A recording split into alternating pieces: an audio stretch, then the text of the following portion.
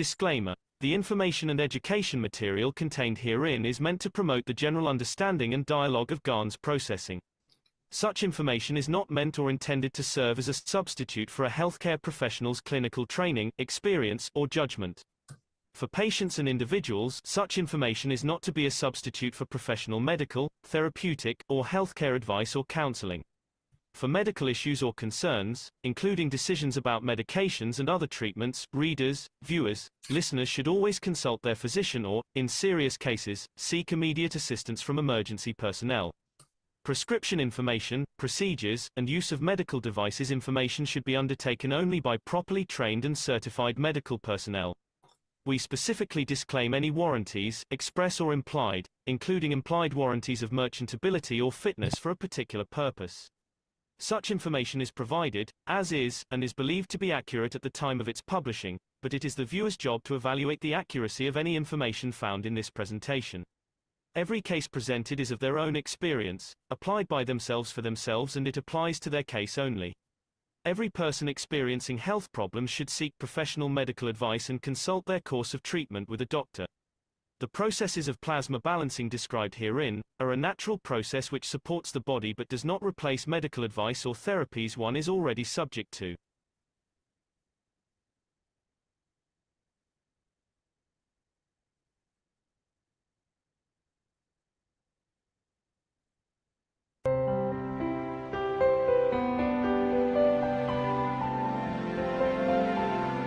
The cosmic flight systems is one of the steps that will bring maturity to it. And we especially set up to do this in past 4 or 5 weeks.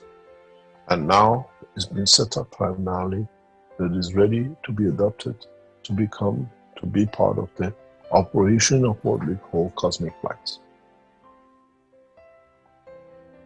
As we have finished with your flight testing people, your mobile people are the only ones which go through this process. Those of you who signed up to become mobile, now we ask you, those of you who want to be into what we call the moon and the space development, you'll become gradually involved. We'll bring you in the way we brought, the way you came, the way we interacted with you. The mobile, what we call passengers, will be brought in, moved from one place to another, and gradually we establish a new flight system, new arrival system, because you don't fly anymore. You arrive at the destination. This is part of what we call progressive development of the knowledge for us to be. When I walked into the system this week, it was amazing what I could see.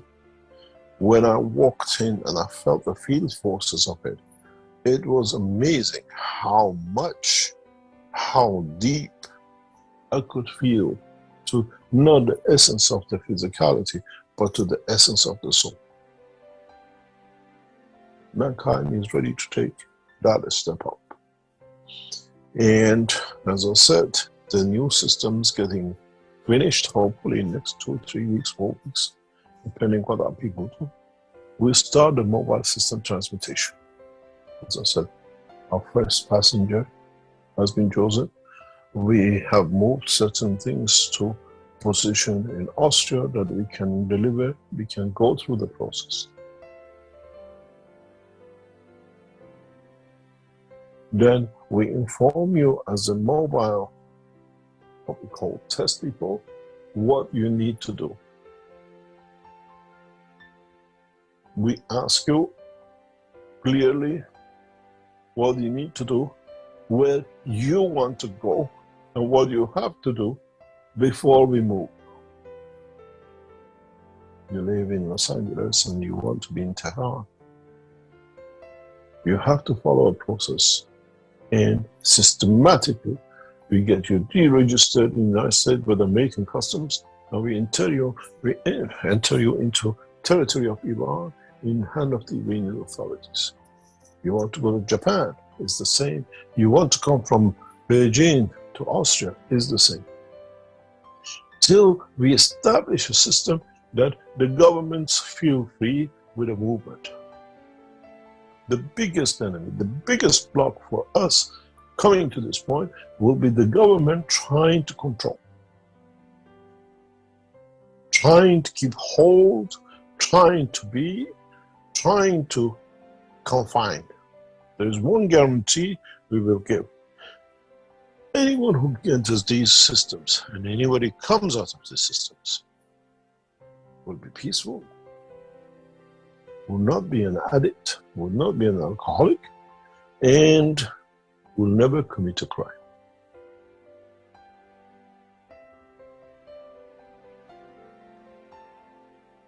This is the cornerstones of the new development of the new technologies. Step by step, we have to, in a way, gain the confidence of what we call different part of this planet, in each other, and in that process, that we don't rely on world leaders. As I said to the American officials a few days ago, which of the world leaders you want to bring in to stop the mayhem? You don't need to take them to The Hague and go to rigorous ways of months and years of courts. We want the world leaders, we move the world leaders to where, not the Americans, but where the society as a whole sees them to be fit to be there. Do we need to move the head of the states, which are what we call unjust, to a position of for them to be standing to their solid position and return them back to their position? No man, no depth of this planet and universe is far away from our control and movement.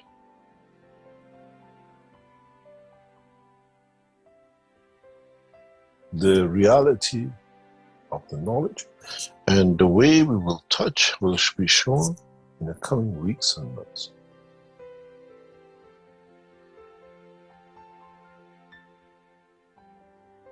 As some of you know, we have started the shipment of the Universal Enhancement Units as of this month. And this is parallel to what is being achieved and what is going to be done. 6 units are getting set up to go to Arizona. 3 units will end up in the Quechua Nation, what we call center in Germany. And then the production, which already be paid for the materials, the assembly of will start in December and in January. And we start delivering what we call the enhancement units as we have started this. We'll see, we understand, and we process the whole technology in Mongo. I hope humanity is ready for the change to come. And I hope humanity can understand the change that we bring. And I hope sooner than later, the world governments come to agree that we need to govern as one nation to be able to be governable. Otherwise, there is no way on this planet that you can hide and duck.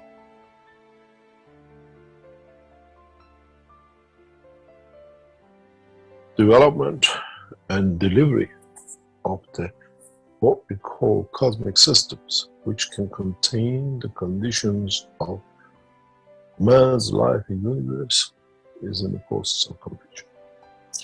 We can keep the dimension of the cosmos fields as it is for all the universe, and change the parameters inside to the earth level, to the level of the fields of a dog, a man, a tree.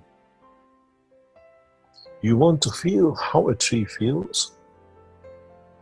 Now, with the completion of the dimension of cosmic peace, in a way to hold on, to get everything done, is possible. You wanted to know how it feels to be from another point and place in the universe. You change the environment inside the gravitational field string and the heartbeat and the condition of the field forces of the gravitational magnetic field of the position and time and space. You will arrive there instantaneously.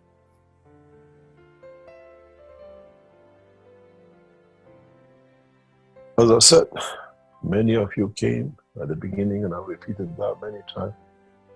When you said you went to the depth of the ocean, when the first knowledge seekers came and said they could feel the moon and they could pick up the stones, we didn't laugh. We just learned from you how far our technology is correct. You can feel. Now we have to give you the physicality.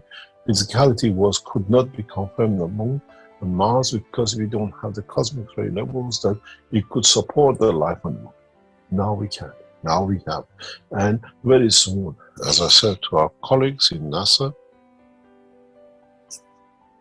you choose. We'll take you there. And this is the understanding of the totality of knowledge of the creation. In the bandwidth of the strength of the life of the man in the dimension of the soul, we have the dimension fields of the universe and the universe. We didn't know, as we didn't know that our soul is in the center of our body. Now we can move to that position instantaneously.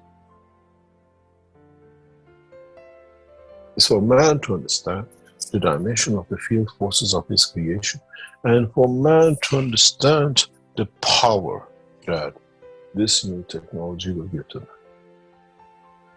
Man will live for thousands of years, millions of years on the planetary Earth dimension and size.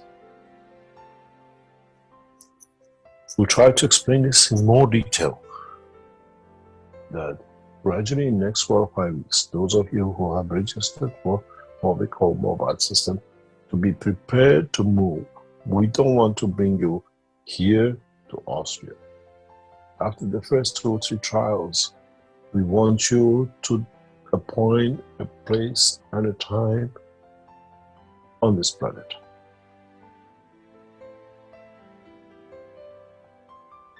And then we move you. Then we put you there and then. And we allow you to be in that position. And you have to be prepared that whatever you receive at point of arrival, you have to accept, because that was your wish. You live in the cold places in Canada, and you wish at that time to be in California or Florida with your son or your brother. You will end up sometimes with perfect American accent and with the clothes to be on the beach, which your soul chooses to be to cover itself. It will be very interesting.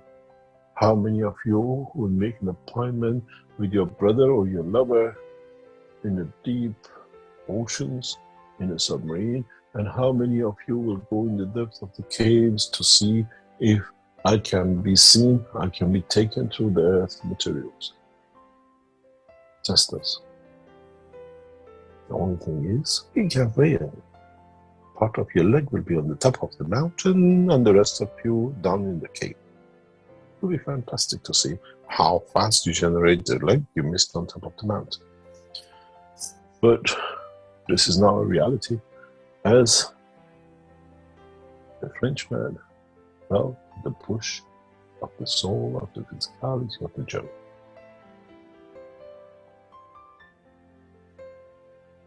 I, as I always say, welcome you to the new world of science, technology, and understanding of the creation of life on this planet.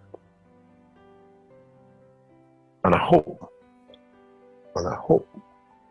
we'll see the end of all the miseries and mayhems for the human race.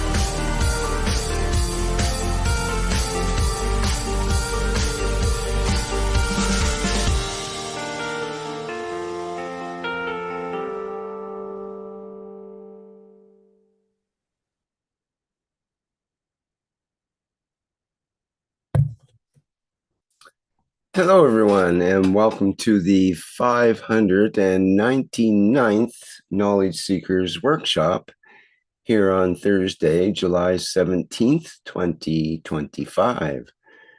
This is a broadcast of the Kesh Foundation Spaceship Institute Education Department and part of the Public Teachings in English.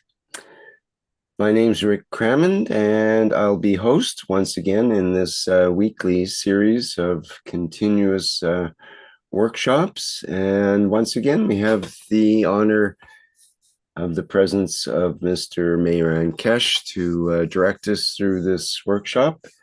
And please go ahead, Mr. Kesh. Thank you very much. Morning, good day to you as usual. Wherever and whenever you listen to this series of Knowledge Seekers programs from Kesh Foundation Spaceship Institute. We welcome you back, and we endeavor to carry on with the process of what we've been doing past few weeks and years. From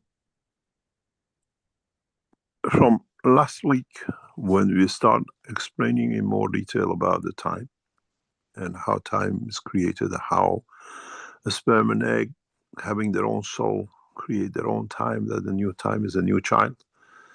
And the rest of the world of the creation is the same. Fields meet, interact. Child is a star, child is a galaxy, child is a universe. And in all processes, everything is the same. The time when the actual process starts controlling its own destiny. That's what we call the beginning of time. When single cell decides itself, where I live, how long I exist, and what I'm prepared to give to the environment around me, that my existence support their life, like every layer of the skin of the man. It changes every 28 days, but you have middle layer, top layer, and bottom layer, and they all collaborate to guarantee the existence of each other. Otherwise, once one get damaged, the other ones don't exist, and they're in trouble. They give enough for the others to exist, and they take enough for them to survive. And what they don't have, we absorb from outside. Let what I need come through.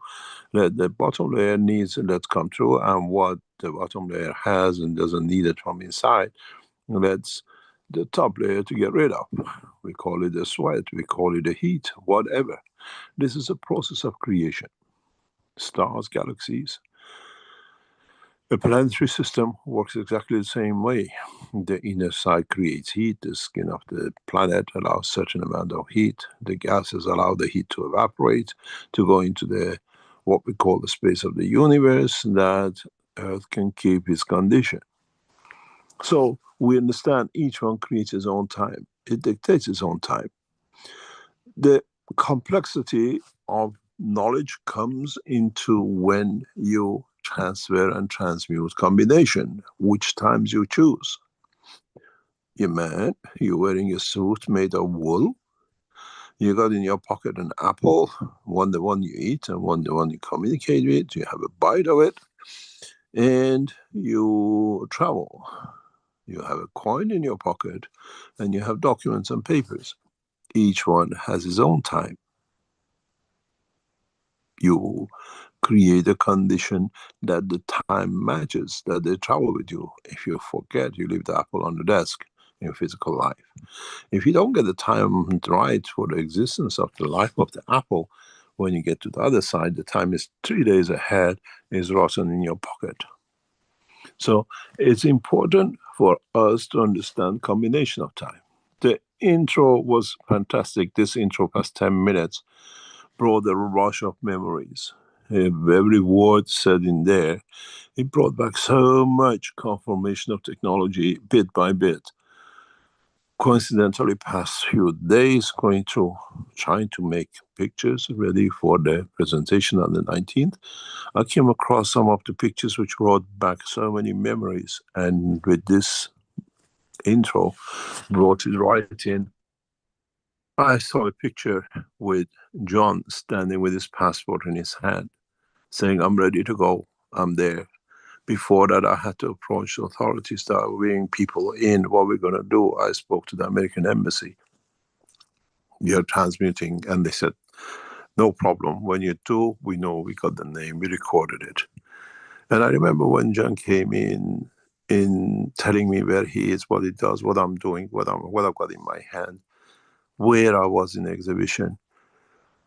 It was just one confirmation after another. It is how knowledge is built on. He devoted his life to bringing that knowledge, transmutation. And he was the first passenger. We brought through the fear of physicality. I remember his more or less cries, why can't I show myself? I said, there is something short in our system.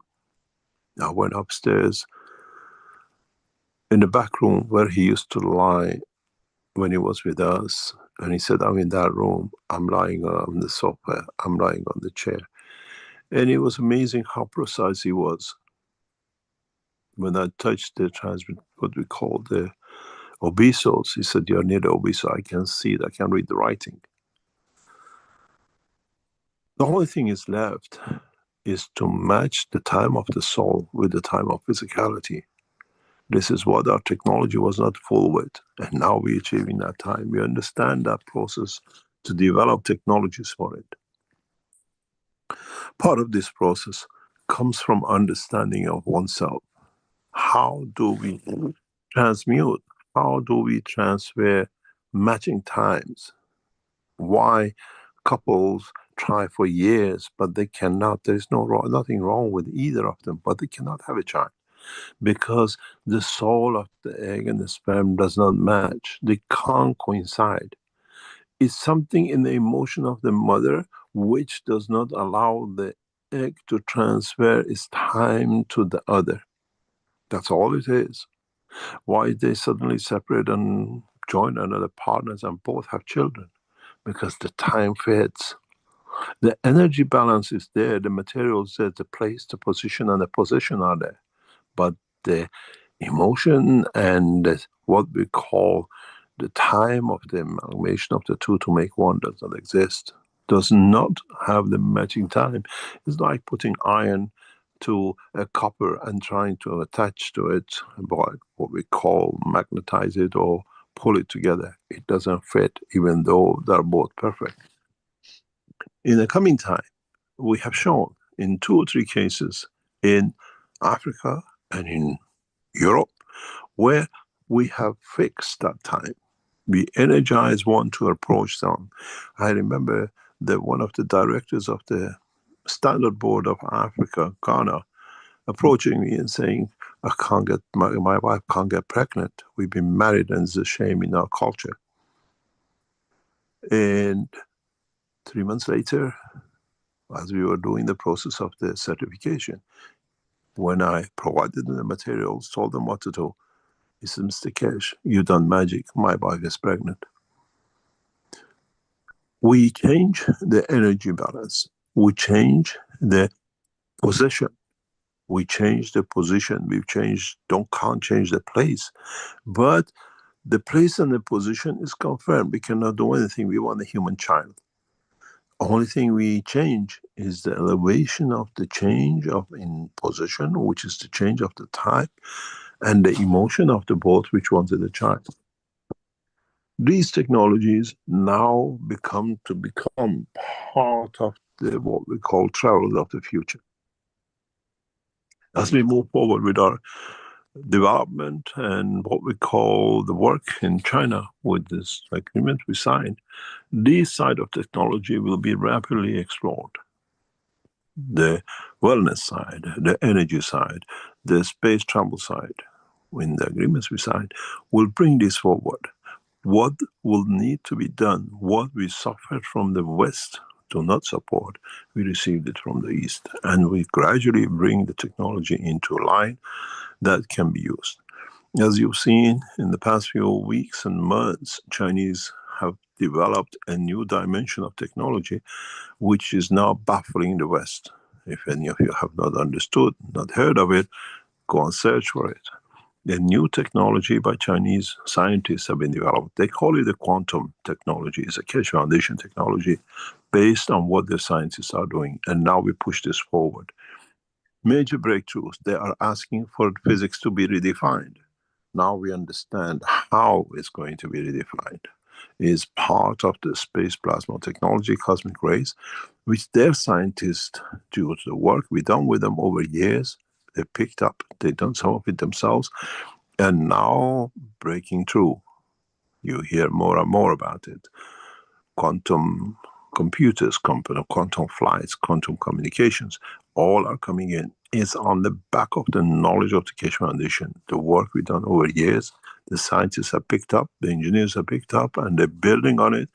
They changed the name of the quantum in around about 2018, and the gentleman who changed the name, but they kept on using it, is one of the knowledge seekers who used to translate for us.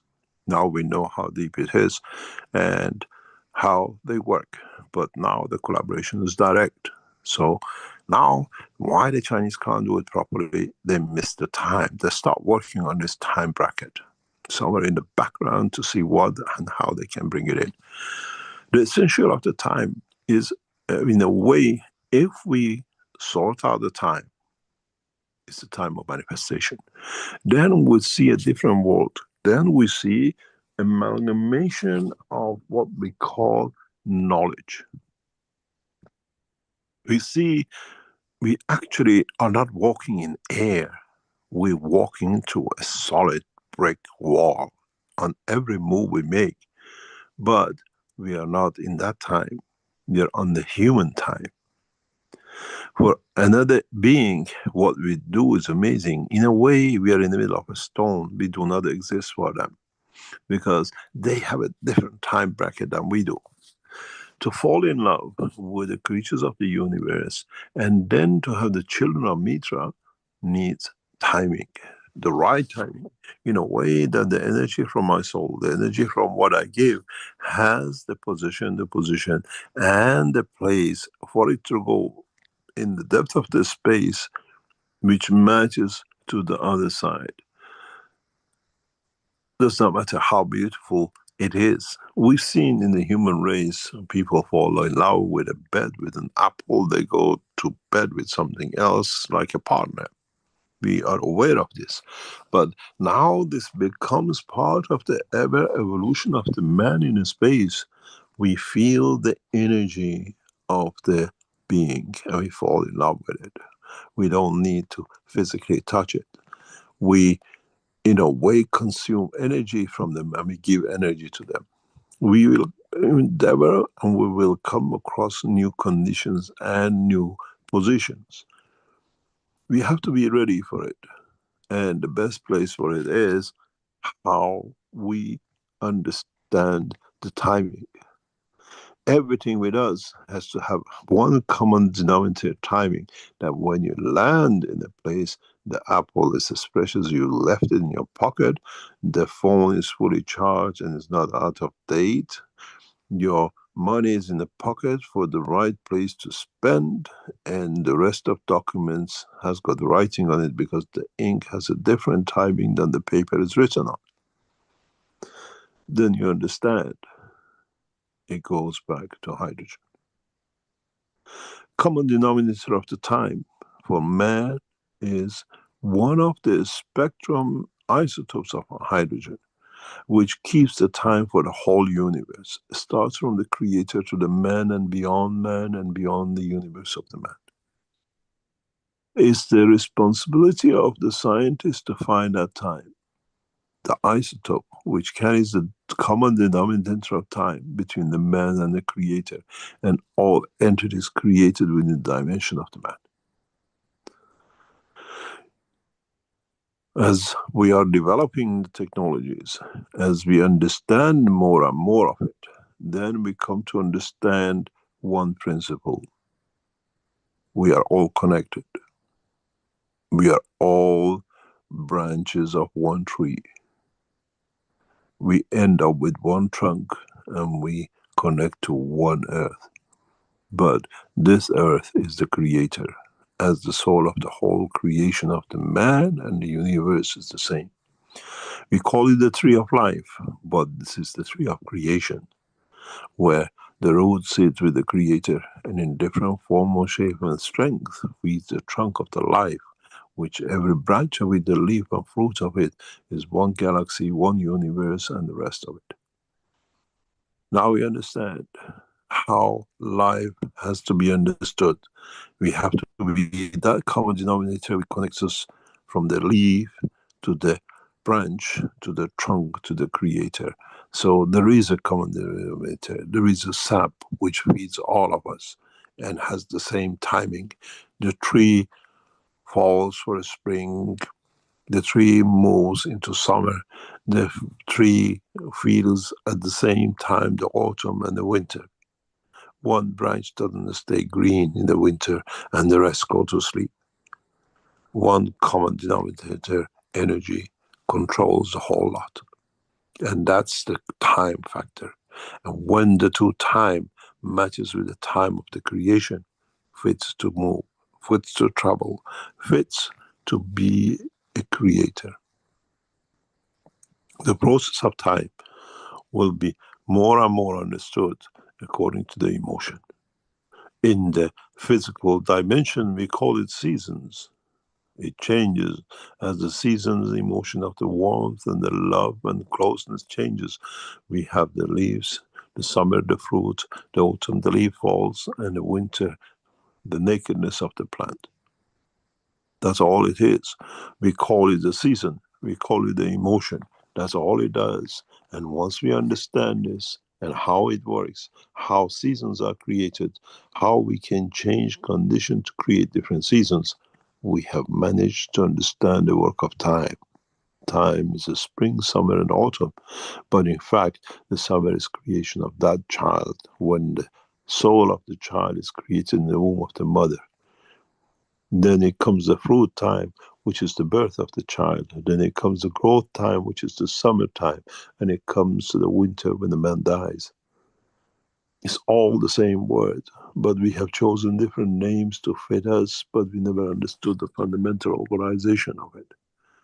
The emotions and the seasons and whatever you call it creates its own dimension of time.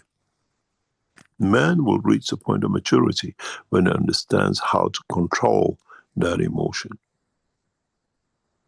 how to replicate that emotion.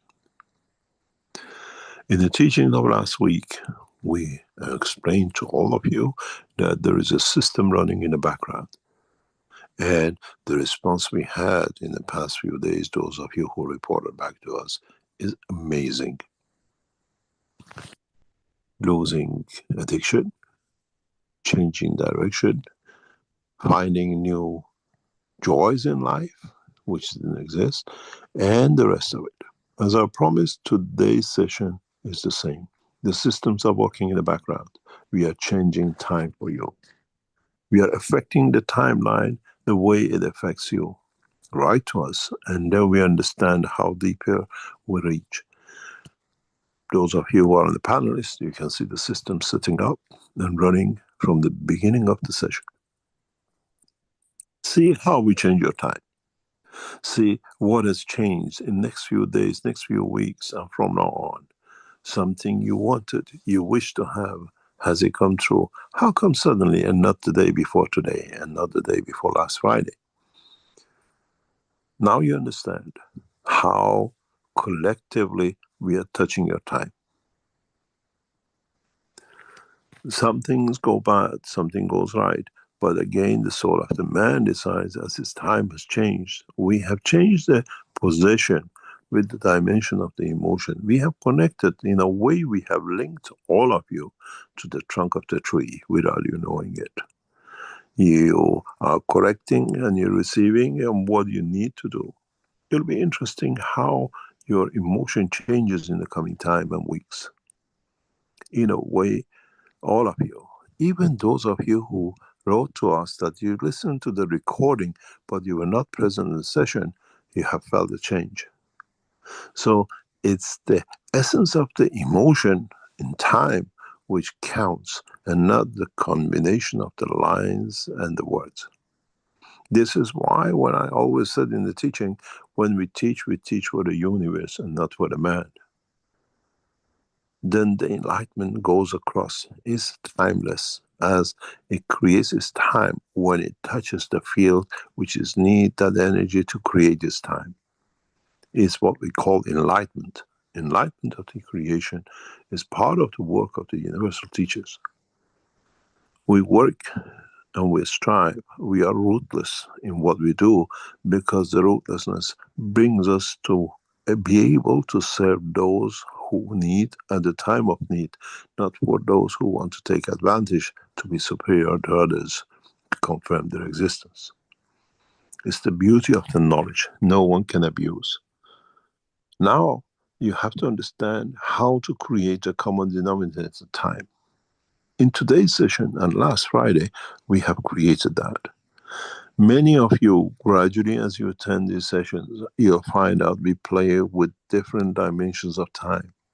Today, we have set in 2 different dimensions how to generate the time which affects the energy parallel.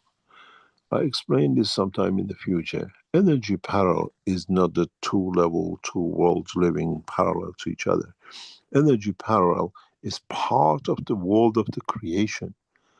We always know it.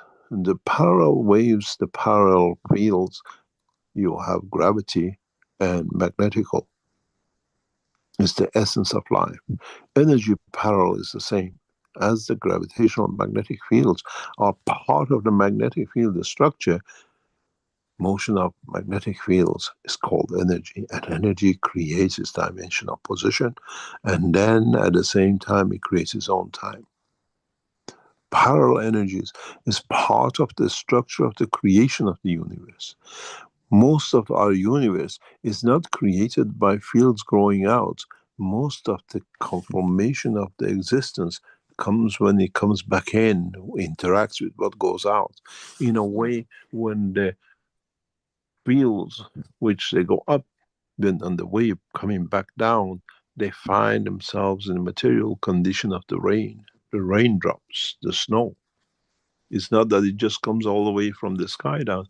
We evaporate, we put it up, and on the way down, it changes itself to the drop of rain. This is exactly how most of the creation is created. Once the world of cosmology understands this, they categorize the world of creation in 2 dimensions. And then we understand even one, what we call neutron stars are created. Neutron stars are created by the fields which are going out as a magnetical. The galaxies, planetary system like Earth, are those which are created from the reverse when the energy comes back. It's reduced enough, and it's the way dropping back interacts in 2 ways, with other energies which are going down, or with energies which are coming from the below up, the source of the creation, the worlds going back to the creation. Then we categorize the life of the universe in a 3 classic direction and dimensions. Those which are created by the interaction of the fields of the creation. One coming from the direction of the rotation interacts with another one from the same, but in a different strength, but in the same direction, which they both come from the source. These are what we call neutron stars, the most powerful structures, because they both come from the source. Then we have the structures which come from the source and one on the return. This creates structures like galaxies and universes. Then, when you have the dimensions where the interaction of the material returning from the source, returning back to the source, which creates planetary systems, which creates the stars. Once the world of creation understands these 3 different points of creations and how the time in the creation affects the rest of the universe and the unicos, then man becomes the true travelers of the universe.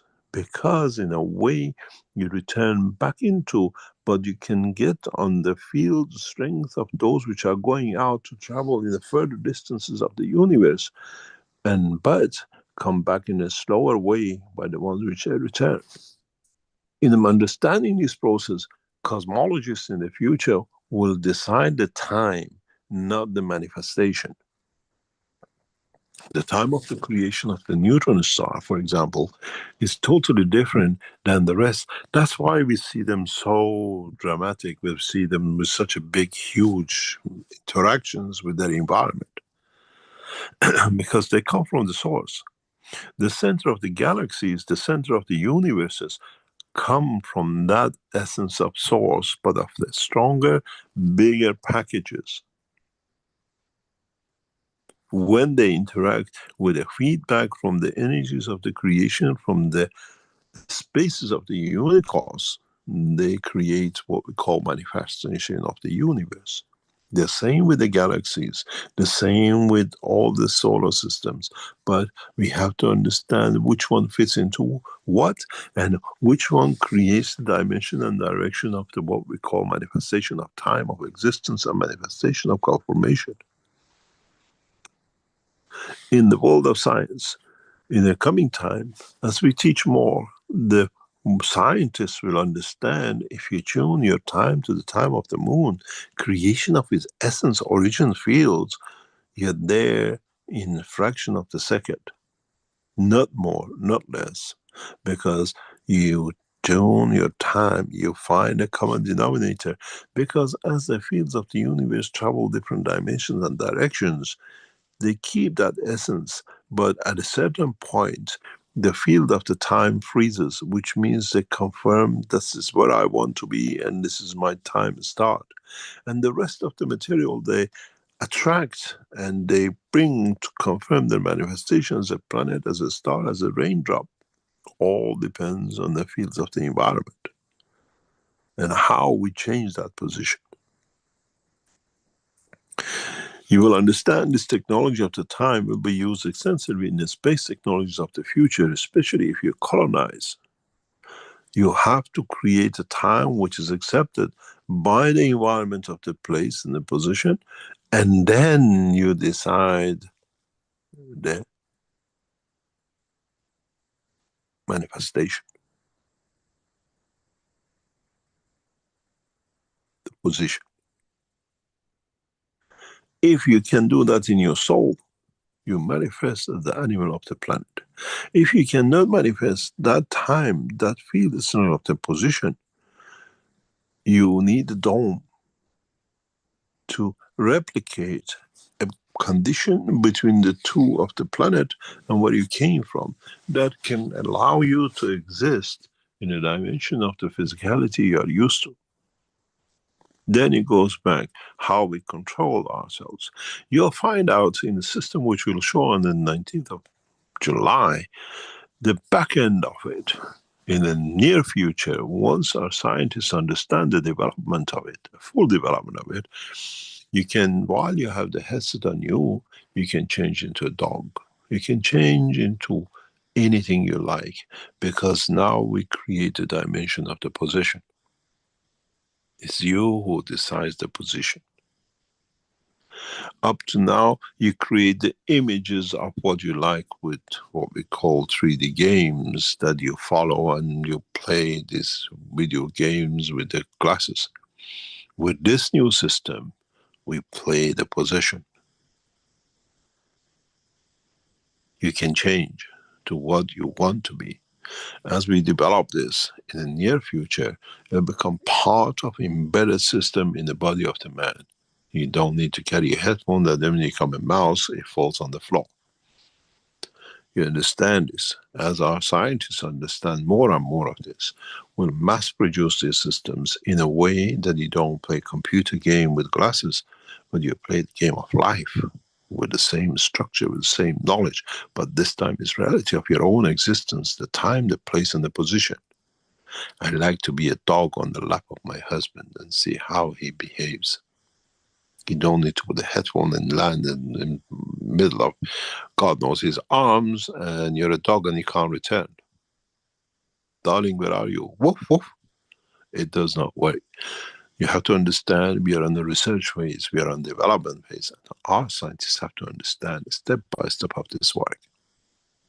And I'm sure in the coming months, with the collaboration between the Market Corporation and Chinese scientists and the military and the world of space and commercial, This technology will be spread like a wildfire once we start the process in the coming days and weeks.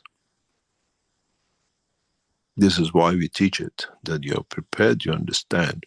And these teachings, in time we will listen and people will understand more and more how to decide on the time. You change the time by position, but you cannot change that much of it. You can change some breathing parameters, you can change some food, you might change some fields around you, but the only thing will change your time is your emotion, because it brings the intellect of what to do with it, and it brings what we call the enlightenment, that what this emotion brings you into, what will be the outcome.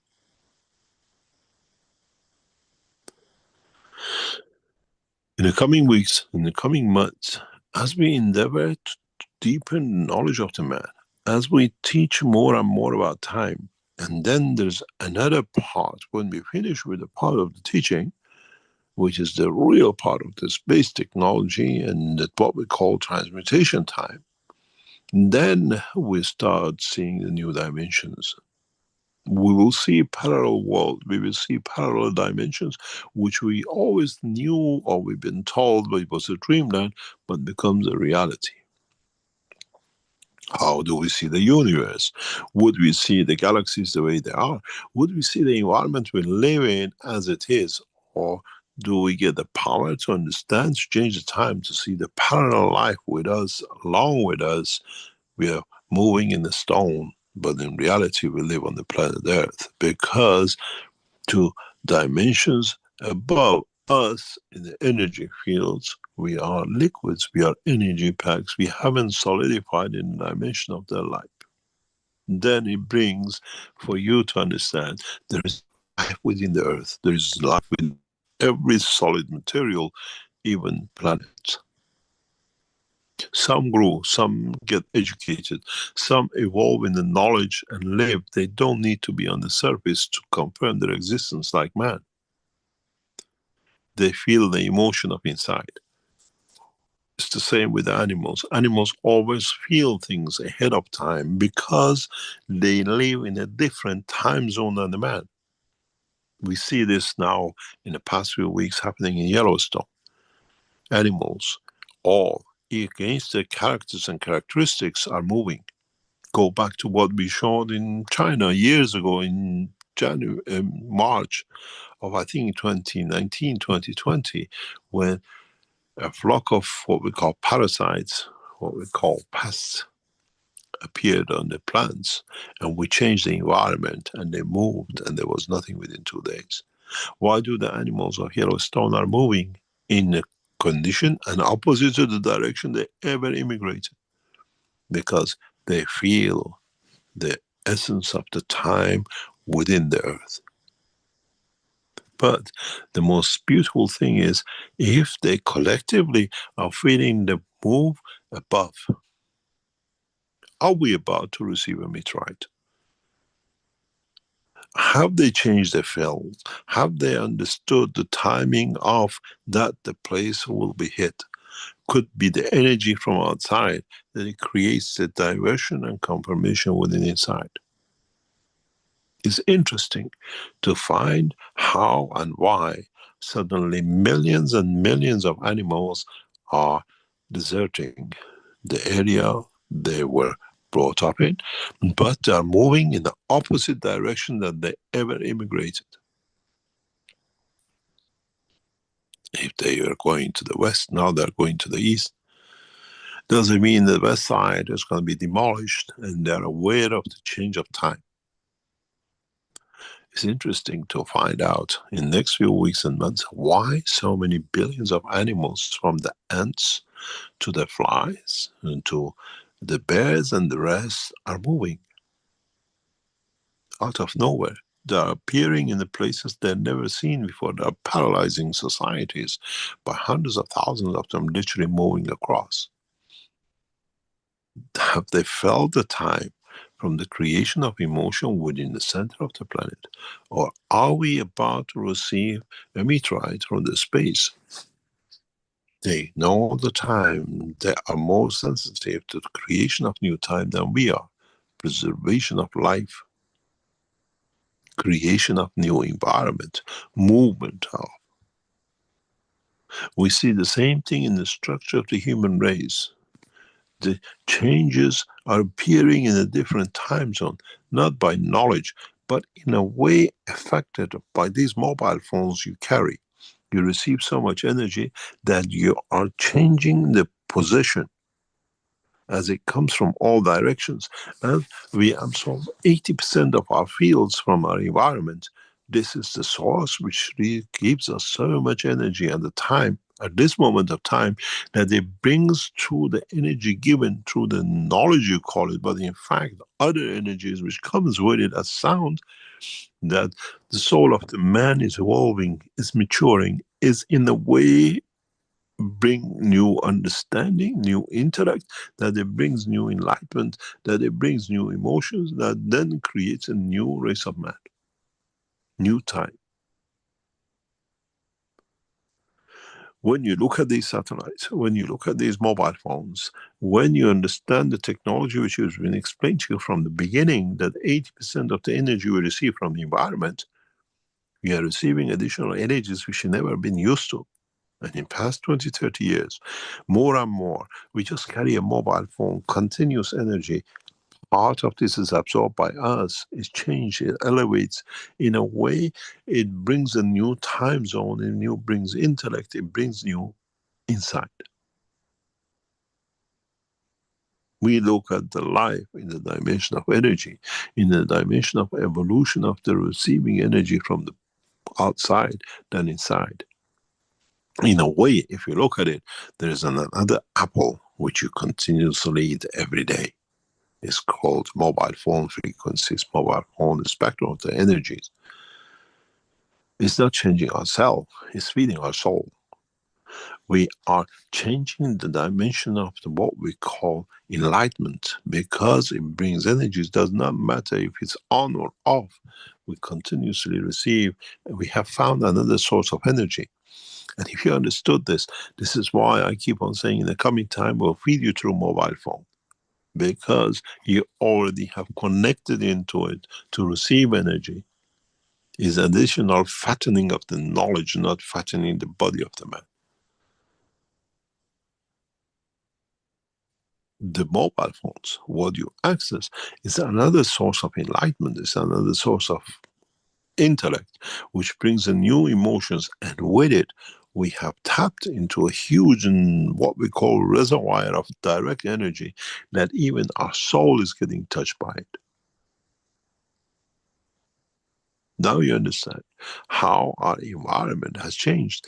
You watch the people who carry 2, 3, 4, 5 mobile phones with them, and look at their enlightenment, look at their understanding, look how they behave. Unless you're a drug trafficker, you're trying to connect to your clients, what you see people carry, it shows the amount of intellect, what they carry with them, how wide they are. Because they receive different spectrum.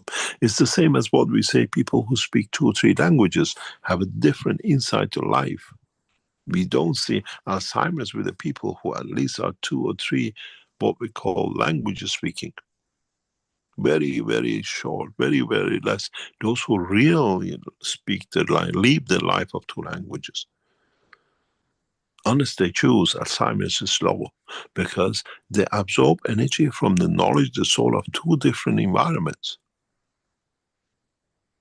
And they create their own 3rd generation, what is known in the world of the science of today. First generation is the language they were born in. Second language is the society they live in. And they bring a mixture. A new generation of 3rd generations are the children of the men who are brought up between 2 cultures, 3 cultures. Now we bring those cultures with mobile phone. We just change. We have to look at how this will change the time of man.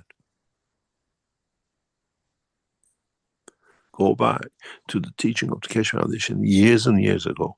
I said to you many times, with 2 mobile phones, I'll give you everything you need. Now you understand, because between the two, you can create a time that you can move into. The unit we show in Vienna this weekend is the beginning of the cycle of these two times. It's set up to do. It's a structure to do. It brings enlightenment. It brings intellect. Interaction of the fields of the knowledge of the man. It brings understanding of it. This is why we have two half-brain. The unbalance, it creates a point of balance. It brings a new kind of intellect, judgment. Creates a new time. Each side of the brain has its own time. One goes to sleep, the other one is awake, one is functioning, one is half functioning. But when they come together, they create the man. Sleep, walking, resting, decision making. We are used to it, but we never understood it. And this is the biggest pitfall for man. Now it's time to bring the time in. The systems we developed will bring that combination of time, to bring the essence of time. We decide what time, what will be manifested. In today's research and development in our labs, we are testing this. We're just changing one parameter and we see different materials are produced in the same system. We create a new time because the time of a carbon is different than the time of hydrogen, is different than the time of gold and calcium. All we do, we create a new condition of time, nothing else. Flow of the fields. Try to understand this very carefully.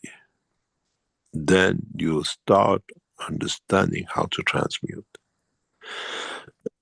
Those of you who are looking to create a child, then you understand how to create the time to create the children of Mitra.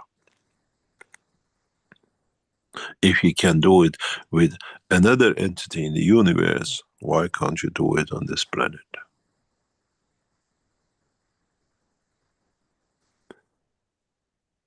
Fine-tuning the time creates a new dimension for man to understand the world of creation. As I always said in the past few weeks, try to understand the teaching and you will see breakthrough in the science and technology. You see breakthrough in your own world of understanding of the what I call the time, the place, and the position and the position. Write to us in what you feel from now on till next week and the weeks beyond. What has changed in life? It's amazing what people notice. 1-2 hours of listening to this session can change a life which you could not do. We are reaching you in a different way by changing the time in you that coincidentally it's happened the time we set and not you. Enlightenment to your own existence. We go for a break and we come back and we endeavor to teach you more. But don't forget, all of you in today's session are conditioned to our time from the second we started. Rick, would you take us to a break and we come back? Okay, certainly. Thank you, Mr. Kesh. All right. This is the 599th Knowledge Seekers Workshop. This will be the halftime break. And I'll remind our attendees here in the Zoom that they can raise their virtual hands and ask a question of Mr. Kesh after our break here. And we can allow your microphone to open when your hand goes up. So consider that. Also, you can put questions in the Q&A or in the webinar chat or in the YouTube chat. Okay.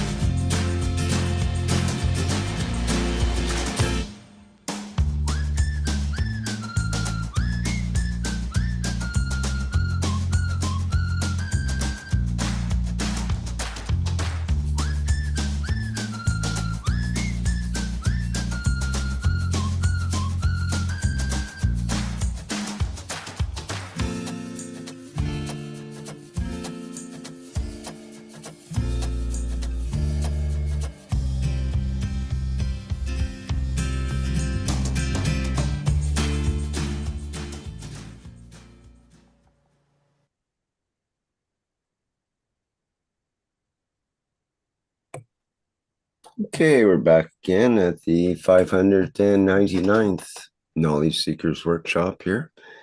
And because it's the second half, Mr. Kesh, as I mentioned, will be able to answer questions. But first, he probably has some answers that he would like to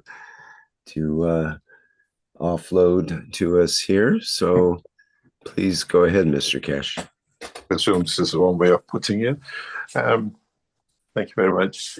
As you know, we are moving very fast with our developments, and we do expect big changes in a lot of things. And in a way, now that we start controlling, in a way, feeding the time in the background to all the teachings from last week and this week and on, whenever we keep the systems on, any of you listen to these teachings, as we see now with what we call confirmation of the reports from you knowledge seekers.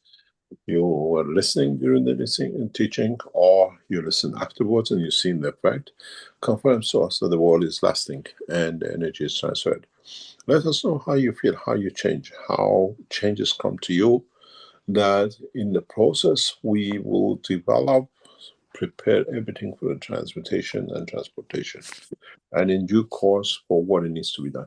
There's one announcement I have to make, that the teaching of the test of the 25th of July will be carried out round about 2 o'clock in the afternoon. There's a reason for this. So on the 25th, the July session will be 2 p.m. and not the 10 or 9 o'clock we started. And it will be for about 3 or 4 hour session. We are still trying to sort out the structures and the technologies for what is needed.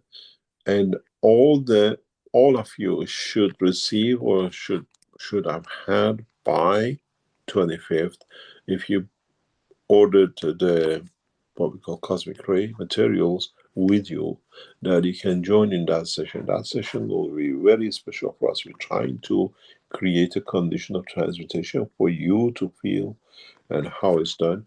And please, those of you who come in that session, don't complain to us somebody is snoring. You dream, you travel through your soul during your sleep. The guy is traveling his time.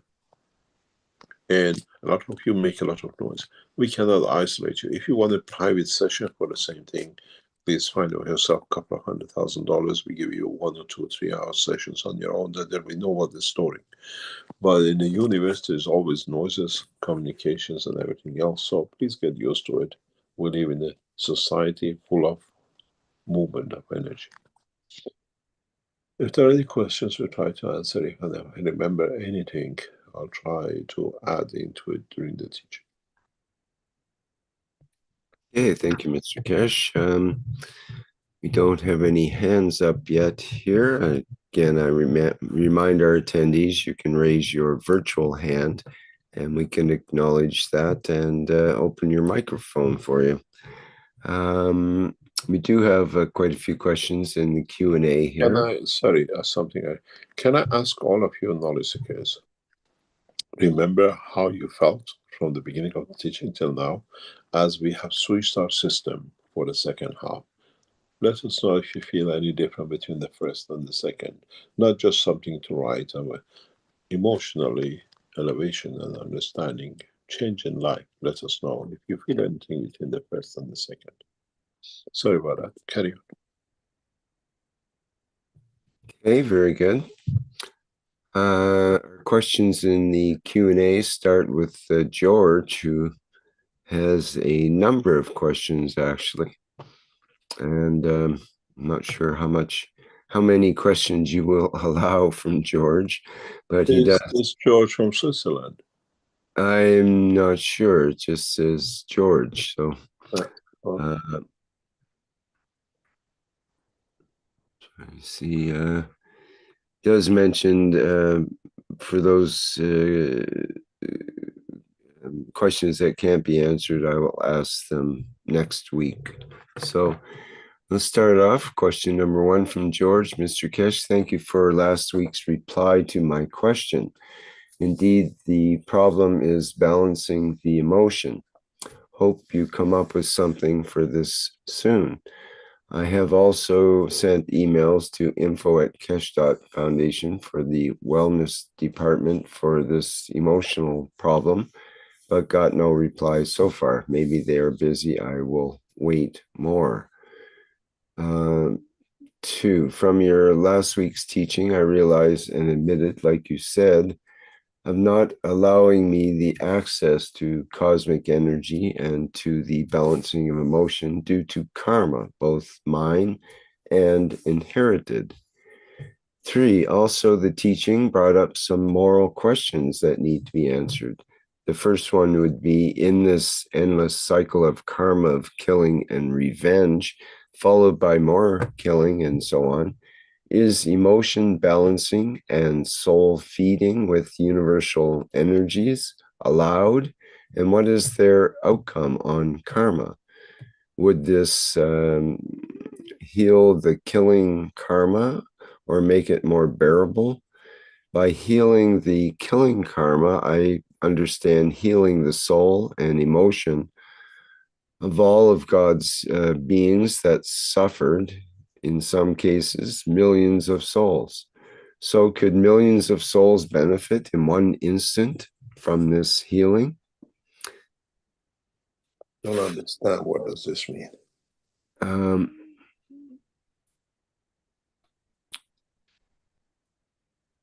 He's talking about this, the endless cycle of karma, of killing and revenge. I think you were talking that last week. And you see, I understand. I try to understand, to answer it in a different way. Or maybe that's what the answer is. I try to explain something. We look at this, we call it the cycle of killing. This has been the habit of man. Every day we kill hundreds of thousands of, we slaughter lamb, sheep, cow, pig, and the rest of it. But we only consider it as the karma of a man when it comes man in front of it, with 2 legs. Depends where we draw the line, ethics. One of the worst things, which is not known to humanity or known, but to, what do you call it, to a shame to put it up or whatever, Jews claim to be the most persecuted people, 5 or 6 million killed in Holocaust and the rest of it. But one of the largest Holocausts in the shortest time ever happened in the history of man is killing of 15 million people in less than a few months. Done by British just after the First World War, just around the First World, Second World War. Starving the nation of Iran, they burned the food, they burned the corn, they burned the wheat, they burned everything in the nation to submit. 15 million Iranians died. This on the internet, go and find it. And then the Jews claim they've been persecuted for 6 million by Hitler over 5 or 6 years.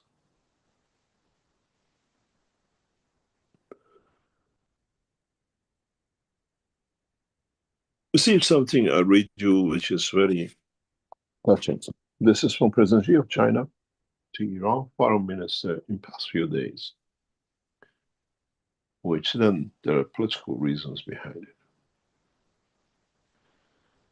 President Xi, in the conversation with the Iran foreign minister, has simply explained something very interesting, which he says that the sanctions on Iran has shown how the nation grows when it comes to look inside and become independent. And it shows how to make a nation. And this is how we look at this, what we call the karma of a killing, that 15 million doesn't count because it's done by the British. 1 or 2 million, 3 million Jews due to Holocaust is the biggest point in their lives. It depends how we promote it. We stand around, we watch, we go to supermarkets, we pick up chicken, lamb, bacon, fish, and we go home. And millions of us go to hundreds of thousands of supermarkets every day and do the same thing. What is the karma of killing? This is people who actually we call flesh. We walk through, we pick up wheat, we pick up lentils, we pick up parsley, tomatoes, and the rest, and we go home. We have shopped a murderous package. We are literally proud of ourselves walking out of the supermarket with all the vegetables, all the fruits, all the meat, and we're going home. We shopped bodies.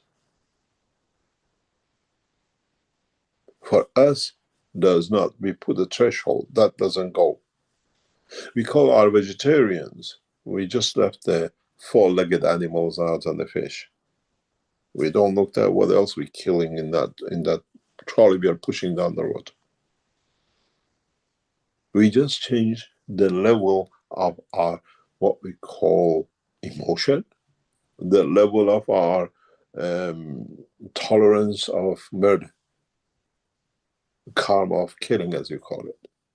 Now the only thing is left for those of us who pass that level. Human race doesn't count. Doesn't matter how many you kill.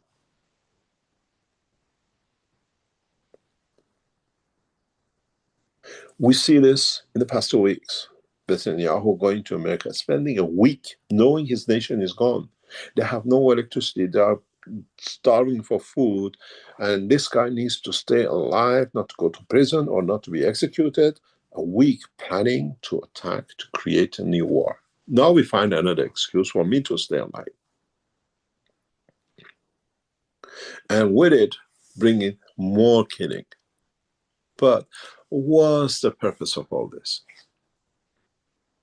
As I said, 26,000 Israeli military security people have died in 10 days. Now, the statistics is coming out. We don't see leaders. We don't see a lot of operations getting cancelled by Israelis. Now, they're bringing the Americans, the British, the Germans, the Italians to do the job for them. We lost, you do it for us. The promise is the gold in the Iran National Reserve. Now we thresholded Muslims.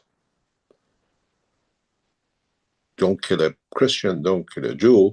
Now, the way we kill the cow and the fish and the potato plant and the rest, now Muslim has become into that threshold. Where is the next?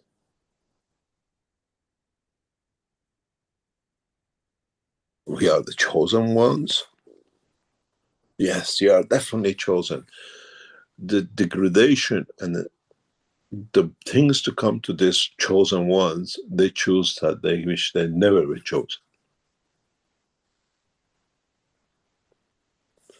Because we have to understand, it's us as human being who decides on that threshold. If we will go down to change our breathing, to change our system, the way we are now start promoting, as you are part of it now in this session, we're changing the time for you to understand different emotions.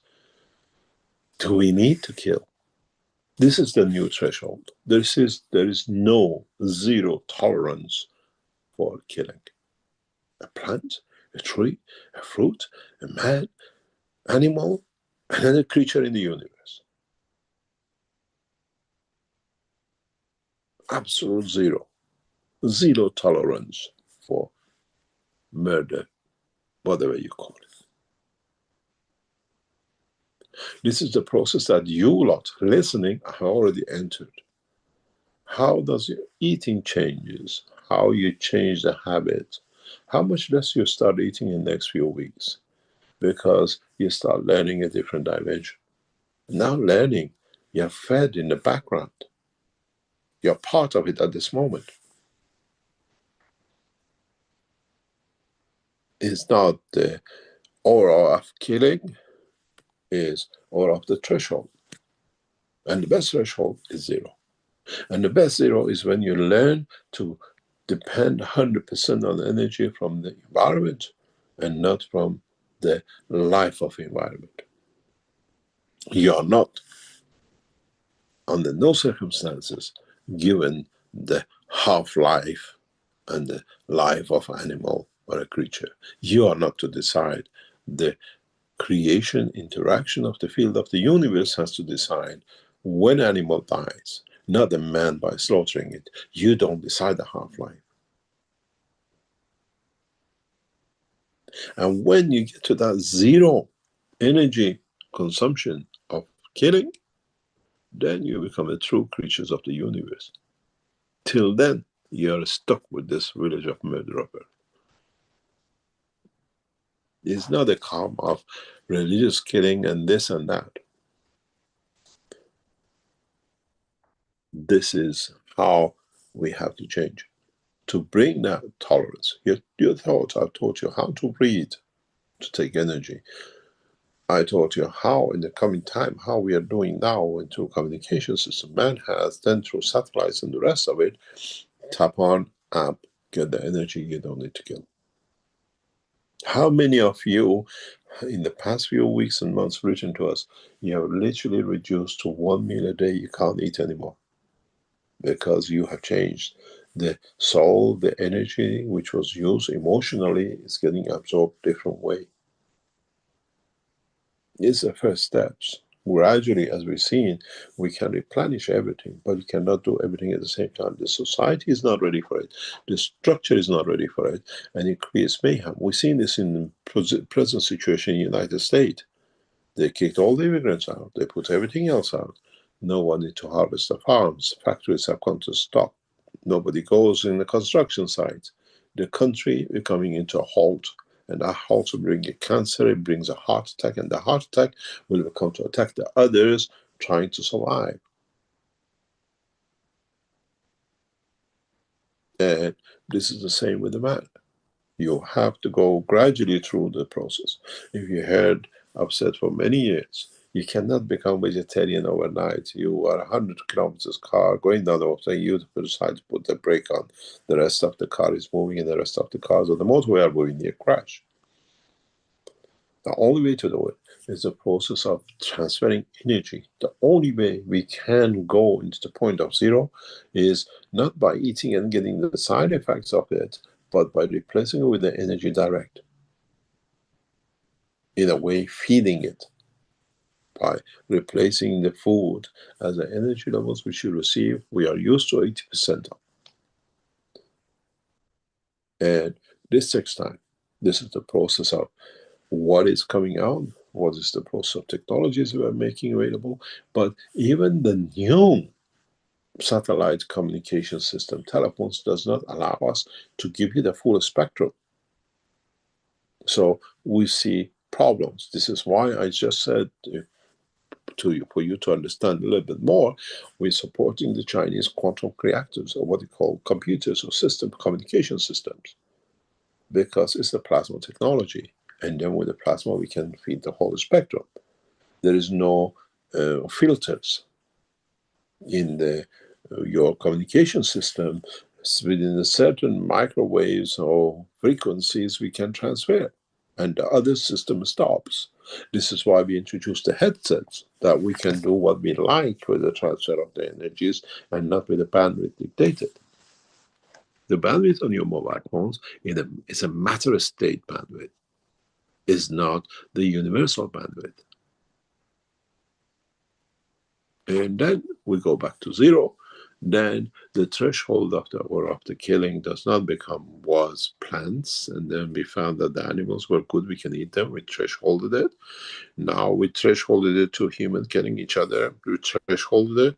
Now become Muslims are thresholded. You can kill as much Palestinians as you like, they're Muslims. And when a few Jews were touched, is a Holocaust, the whole world, we are chosen. We chosen something for you Jews that God cries for you. Forget about the man. Wait and see the will of God, what we decide. You wish you never followed Moses, and that time is too late. My punishment for you is so harsh that even the dogs will cry for what is to come, let alone the man. You remember a few teachings ago, a couple of years ago, I said the time will come that the American navies will be there to collect Jews from Israel. This happened in past 4 weeks. A dinghy worth $10,000. Let alone the Navy ship. We carry out our wish with an iron fist, but you bring it to yourself. Does not matter, race, religion. Any nation goes into war from now on will be punished the same, by themselves. You choose. Then there is no murder, there is no need for killing. Now there is no bracket. You watch, now the Americans have brought in the Chinese. The Chinese in America get insulted and everything on their own, because now they brought the crisis for them, not their president with their rubbish tariffs and the rest of it. Channel up, showing emotion of separation, what you can do. Then you understand the process. Why should 11,000 or 15 million or one dog have a different emotion? There should be emotion of giving and giving life, not destroying. And then you understand the next step, But it takes time to change this ingrained level of killing and filtering. Then we see. Then we understand. Then we progress. And then we'll go to the other dimensions and direction. Any other question? Well, that was George's point, was fourth point rather. How can someone escape this cycle of endless killing and karma? And you've pretty much laid that out, I guess. He gives an example. Let's take, for example, the Emperor Nero of Rome. Under his personal orders, millions of people were killed. Up to a point, he has no guilt because he did what he had to do. So what is his part of guilt? If Nero were to balance his emotion, feed his soul, heal his human body, what else must he do in order to balance the killing karma that is upon him? Oh, the time will create a position. That is the time for it. You will understand. I've explained. The hell and heaven is not being in a fire or sitting in the honey pot. Is a position from the Creator. And that is, those who understand the work of the soul and energies understand how harsh that is. It's not a coldness and heat. It's the remoteness from the love of the Creator. Love hurts, and every soul needs that love. So it's totally irrelevant how and how many they do. It's just because they've chosen that position. We see it in the present world leaders. We see it in the people who think they are invincible. And they still happen, doesn't it? You don't need to be ruler of a country or be a taxi driver, or you be a dog. We choose through the position, our place of our soul in the half-lifetime of life of a man.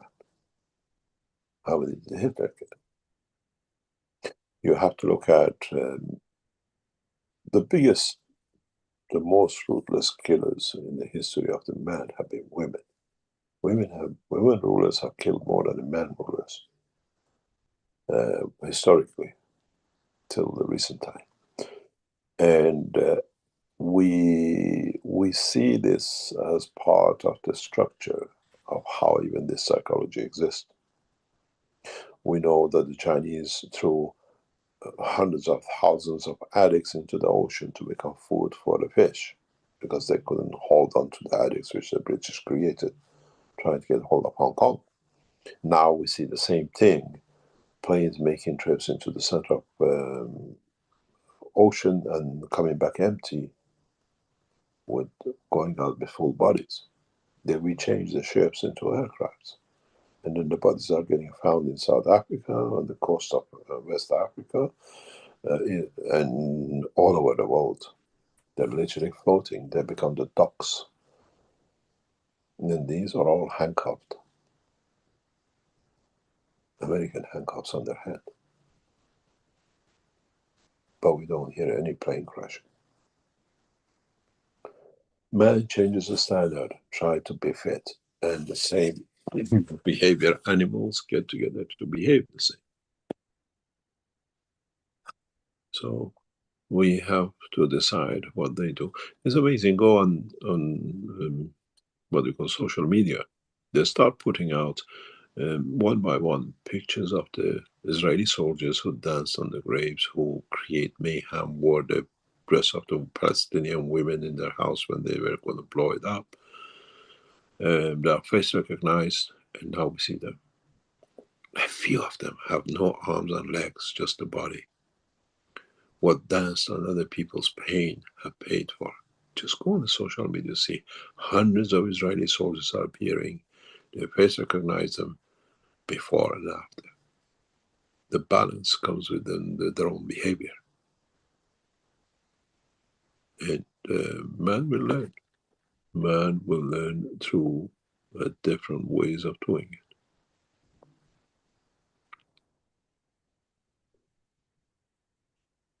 Any other questions? We have one more question from George here, so let's complete that.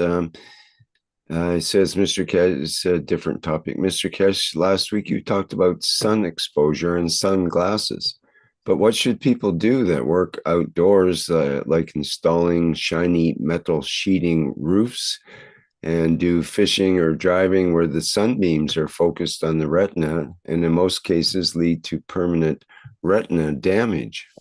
You have to understand, when we talk about these, is those which wear sunglasses for show, I call it. You got to understand, if you got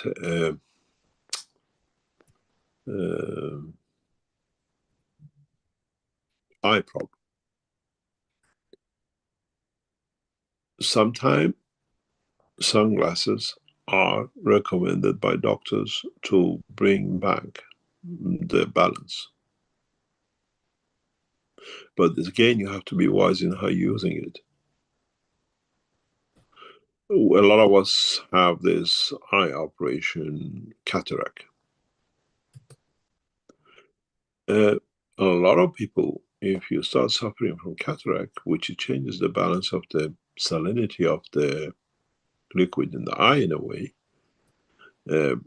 it's a damage to the lens. It's the cloudiness of the lens in a way, and they call it cataract. If you have very good opticians, they understand the process, they don't take you for operation. Operation makes money. Scientists who understand the work of the change of the salinity and the bandwidth of the eye, they recommend you to wear black sunglasses and walk in the sun. And you see the results more or less within days. But you have to wear it in a certain way that you don't need the operation. Cataracts, 90% of the cataracts can be resolved with the sunglasses. But in a certain period of the day, in certain amounts per day or per week, not all the time.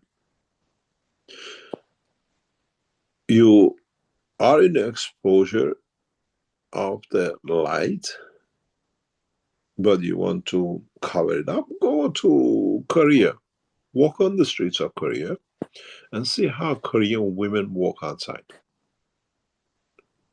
You call the Arabs wearing burqa, whatever, the Korean women, because the white skin is much loved in Korea, they come out worse than the camels.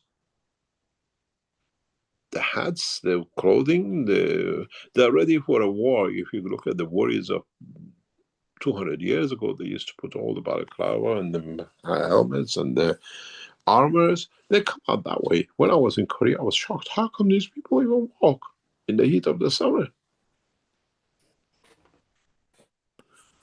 Wear appropriate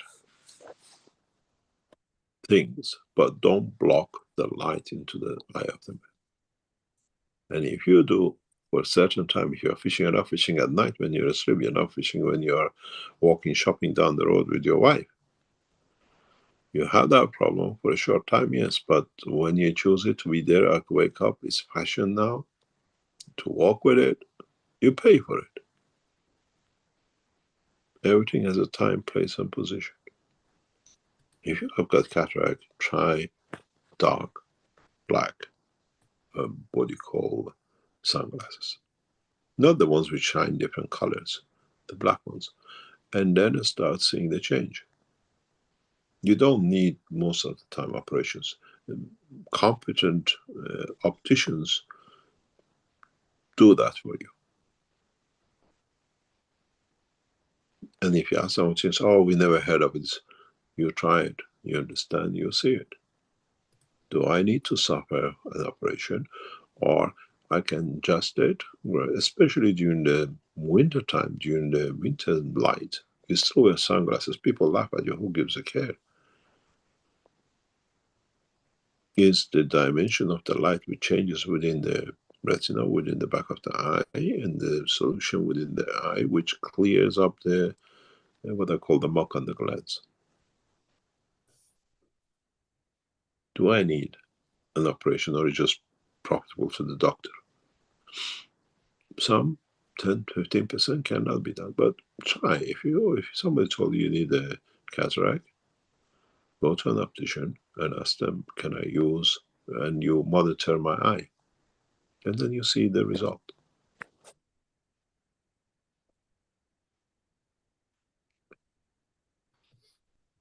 You have to understand what you use it, where you use it. You're not all the time on the fish pond fishing.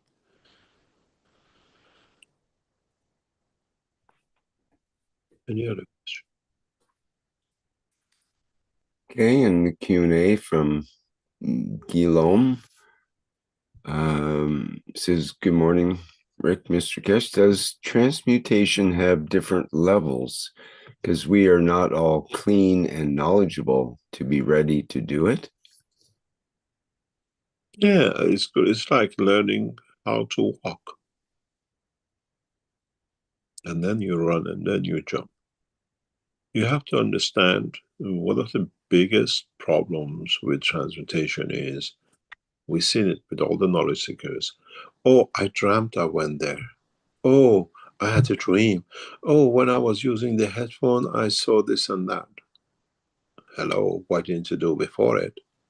This is part of transmutation. Gaining self-confidence in what I can do. But because you don't have it, we try, sometimes we'll be going there together or whatever, trying to give you a direction to learn. It's like a teacher sitting next to you in the driving seat.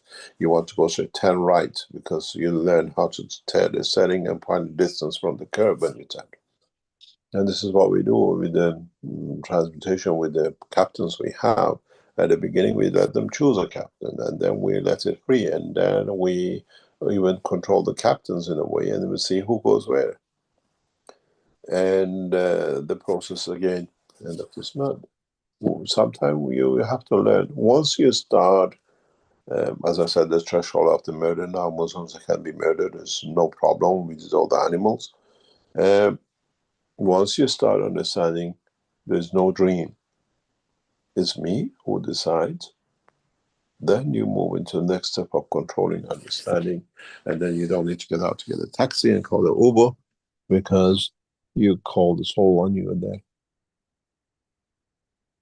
it's your confidence and your intellect. It brings enlightenment.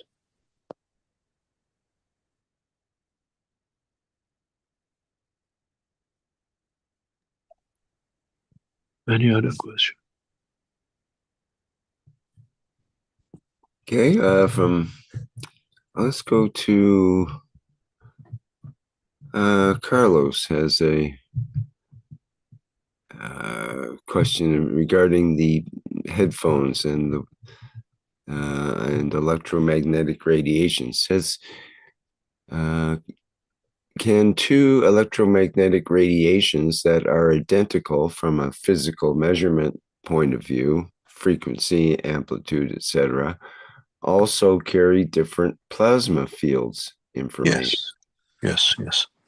And he says, I ask this because I'm trying to understand how electromagnetic radiation reaching headphones can carry, quote, something else. Can you talk more about it? It's the spectrum. In the matter said, we call it isotopes. You have to understand that it's very simple. If you understand the world of material, every voice, every noise is created by movement of especially what we call now electronics and communication system, by interaction of fields, interaction of materials. Doesn't come from nowhere. 0, 1 has a certain frequency, and every zero in a million zeros in the communication line is not the same as the other, because it's created from different movement of electrons, and electrons are not in the same position at the same time with the same energy. And that energy they absorb to regain the position for the next zero. And this is what we have to understand. It's very much when they say you cannot find two snowflakes exactly the same, but sometimes you find one. But it's more or less the same principle. The simple way I would put it is, when you produce an X-ray, you beam to a certain point, and that point, once you hit the electron, is moved on, is released energy, and the next electron takes its place. So the two electrons are not the same. And this is the principle of, yes, the headphones and magnetic field waves are always different, slightly different, even though the machine shows the same thing. But energy-wise, understanding the principle of it, there are what are called many, many isotopes in billions of the same wavelength.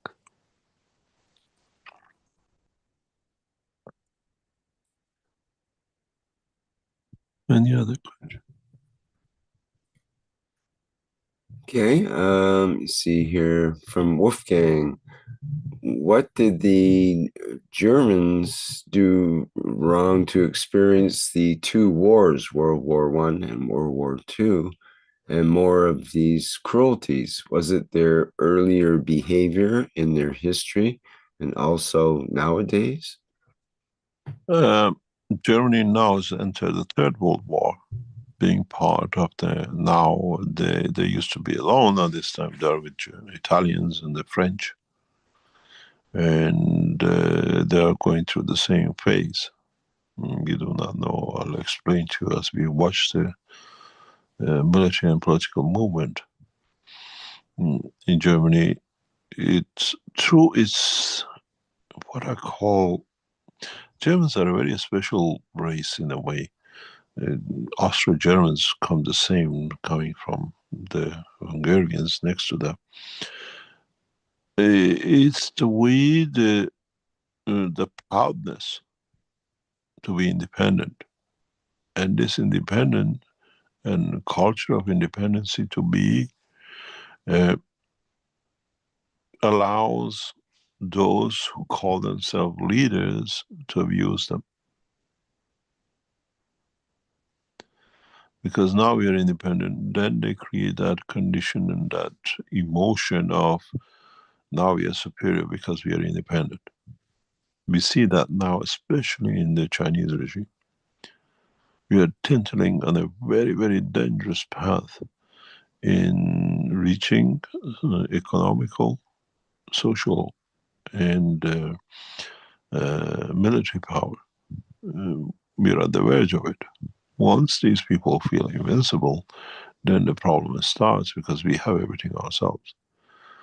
And this comes from the German culture. As I said, if you shake hands with the Austrian, you know the difference between Austrian and the German. And if you shake hands with a Pakistani guy, you know you're in for a well-deserved, what I call, treat. And the Germans have that behavior that they go for perfection, and the perfection brings independence because nobody else can do it. And then if you find a leader who can sing the right tune for the ones who want to get that perfection, the disenchanted one become the followers of the others, and that's what it is. We get these conditions, revolutions, wars, and the rest of it. And once it starts, they rule through threats and murder. Now we've seen Second World War, we've seen Genghis Khan, we've seen it with the regime change in many, many countries. We call it the pride, but with Germany, the perfection brings independence, and that some people, you have an elite of 10% of the nation literally doing it, and the other ones cannot reach it, so you're a good excuse to trap and what do you call it, mobilize. And both German wars have come through that.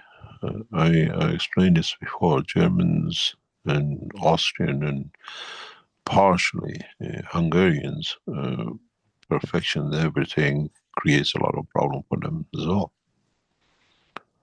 And for the others who cannot be as perfect as, and then they see themselves as separate, and then that separation creates what we call racism and nationalism. But the guy who decides on top how to do it. We've seen this with Germany. You look at Germany before 2 wars, how some elites or scientists or whatever, industrialists created a lot of wealth. And the Jews couldn't do it. Jews were useless in creating trades, or what they call it, industry. The most useless people ever in the world creating industry are Jews. So they went into brothel, prostitution, and money laundering and money lending. And Germans were quite aware of this, and they wanted to bring the perfection of 10%. So the Jews became a target, and the rest went for it. That's how this nation has been. If you look at Israel, the same situation. It's just a bunch of prostitutes building a nation. But this time they're prostituting knowledge of the country. They're getting money from EU to build the poisons to kill the others, and then selling it to the others.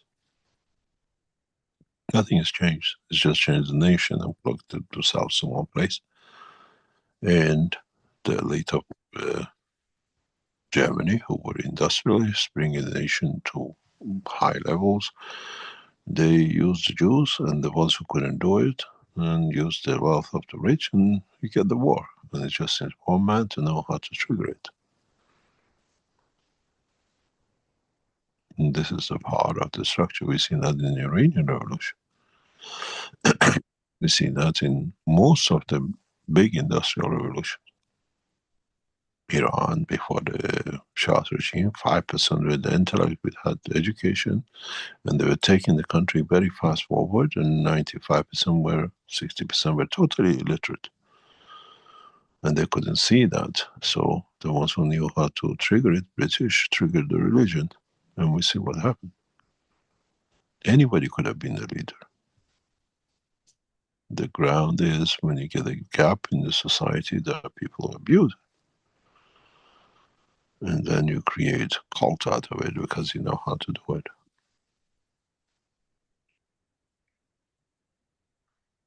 Any other question? Okay, thank you. From Evan Seek from the Brazilian community. Mr. Kesh, thank you for sharing your valuable knowledge. In one of your teachings, you said that it's possible to create life through the interaction of magnetic and gravitational fields without the need for sex, like the Virgin Mary.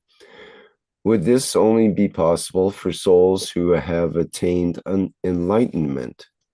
No, it's a physical system. Life, we call it life, or you call it a child. If you want to create a child, that's a different dimension. But if you create life, you can do it through interaction of fields. I've done that.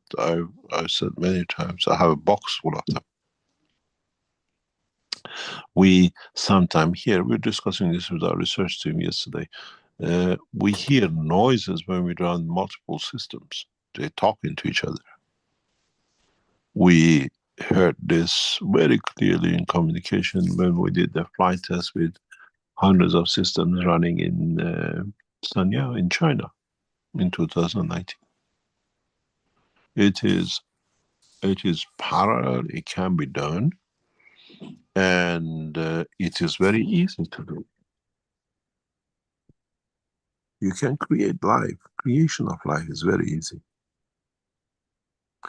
It's just what emotion you put into it.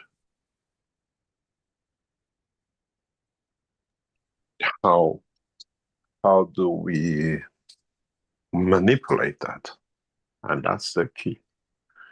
And as I said with you in the other trials with us, that we stopped your addiction, so we touch your emotion. We know how to create you to be happy, as we are doing today. And our knowledge has reached the point of even creating some emotions. So you can do. It doesn't need a man and a woman. Fields of the universe creates a child of the stars. Has a heartbeat. Decides its destiny and creates its own environment. And has emotion. So it's not what I call miracle, is understanding the process.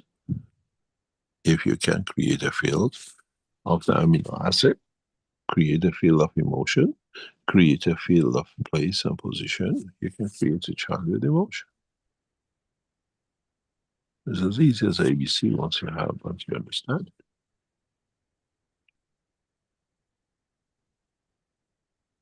You get the emotion of the mother, you get the DNA fingerprint of the mother, you get the DNA fingerprint of the father, you get the emotion and put them together in a system, feed it together, and they create it. We are doing this today. There are tests going on in our labs. Actually, today, this morning, we are changing position and we're changing certain amount of emotion, and we're producing different lives and materials. It's not, you don't need to be genius to do it, if you understand the process.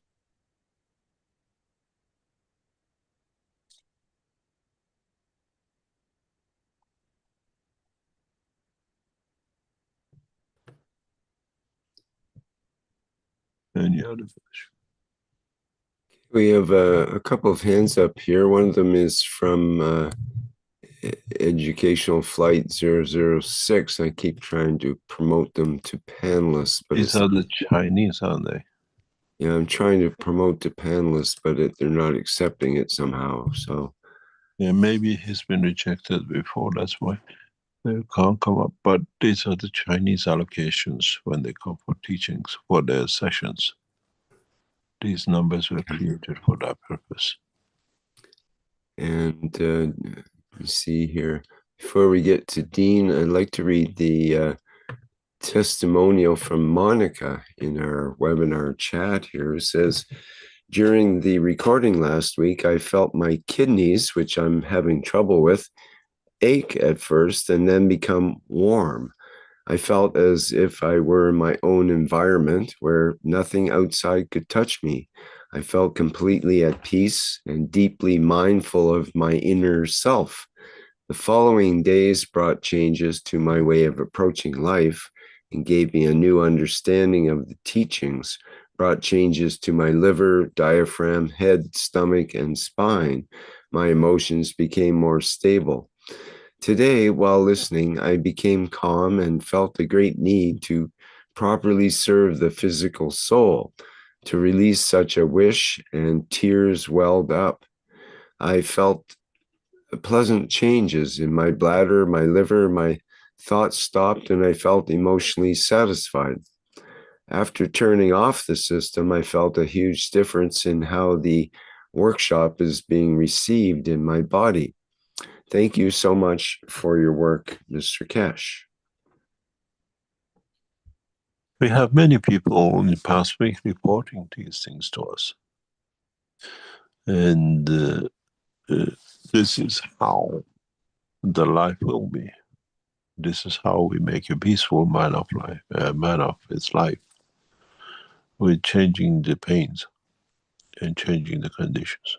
Many people have had quite a few people writing. So the most interesting part for us was those who listened to the recording the night after or the day after, which the knowledge transferred through. There's a question about that from Ike. Is there a difference if we joined in late today and if we listen later outside of this live recording? So, the number of people who tell us about they listened the night they were not present and they listened to the recordings the day after, whatever, seems they report the same kind of changes. But the interesting is, if you listen to it 2 or 3 times, what happens? And is it the effect of? And this is what we are searching for. We see the graphs of today's session are coming in one after another, and it's very amazing. It's very different because we changed the combination. And very interesting how you have taken position. And we've done this. We know exactly why this is happening. It's targeted for the soul and the physicality, and the soul of physicality is taking the brunt of it. Changes will come in physical dimension. Let me join, and then I explain to you what it is. I explain to you exactly how we see it today, up to now, and you remember the picture of last week because the combination this week is different. We set out and to feed from the soul into the soul of physicality, or actually feed the physicality, and in between the soul of physicality gets hammered with it, which means has to show some reaction. And I open this for you to see, and then you understand, you remember the picture of last week. And this week we set out to change a lot of emotions, a lot of other things. And recording in progress.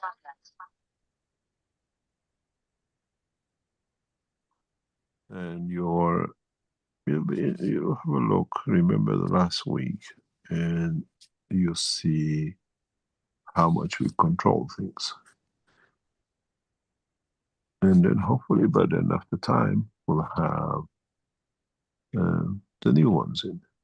You see, this is how your soul sits now after saturation.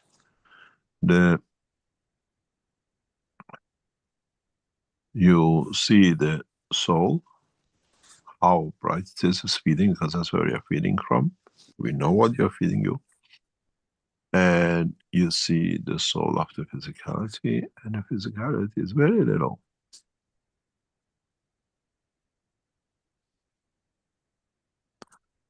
The combination was to feed your soul,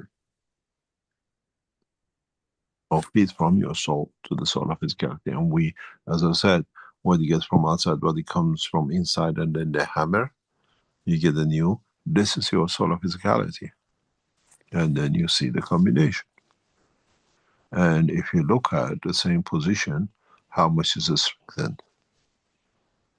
Because we targeted feeding the soul. With our system we can. And you see the strength of it, how it changes. This is the different phase, and you see the way. This allows us to, in the future, for psychological reasons, to target how we set our systems, to strengthen the soul and let the soul of physicality take its place.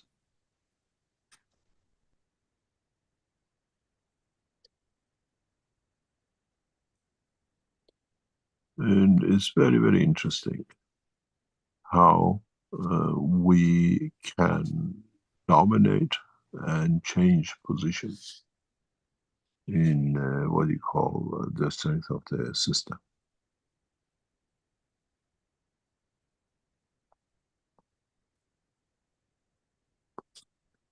I'll show you exactly what it is.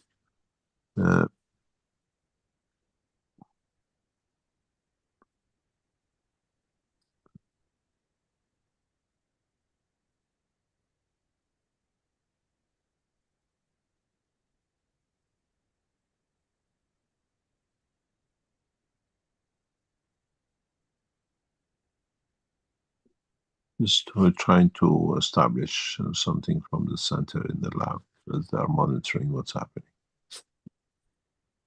Okay, now I want to explain to you something on the pictures you've seen.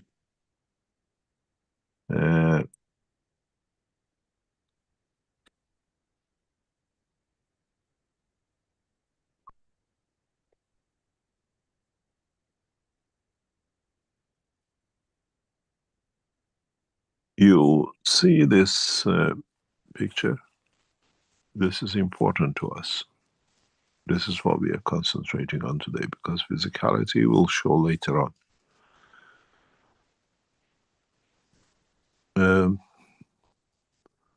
You see the change in the soul area. This is at 10:40, 10:45, after you lot's been added 45 minutes. And this is before. So we can touch the soul. We know what material we use, we know the way we use it, and the way it has to be done. And interesting is now, this is your latest image, because we changed the combination. We have put your souls into dimensional change, which is now going through. And have a look what we've done with you and what you're receiving now. I have to come out and go back in again. That you see the latest by change of system. This is how it started. This is where you are. And in half session, we changed. Have a look.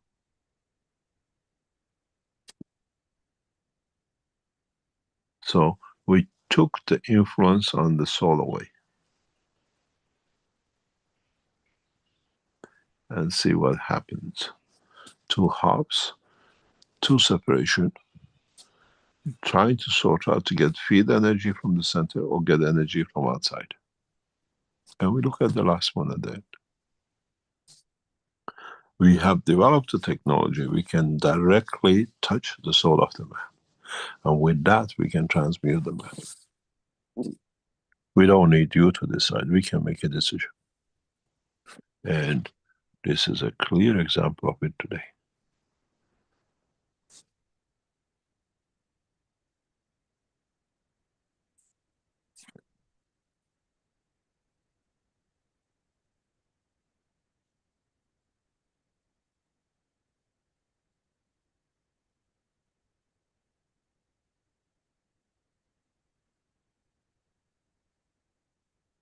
So, have we got the rights to do? And now, as we change the dimension of physicality, you lot are changing drastically. Those of you who are in it, you are playing with it, and see what has happened to you lot in the past 10 to 15 minutes since we changed the position. Because it matters. It explains a lot about dimension of the how we can feed you in the future, how we can bring the change. And the latest pictures coming up, you can see how your own behavior go in sequence, that we all see where we all stand collectively.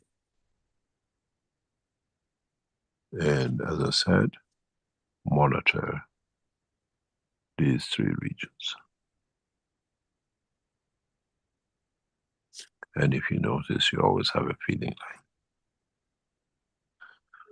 line. And just watch yourself.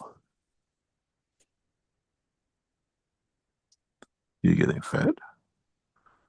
This is a structure. Now you see the change, because we stop feeding the soul.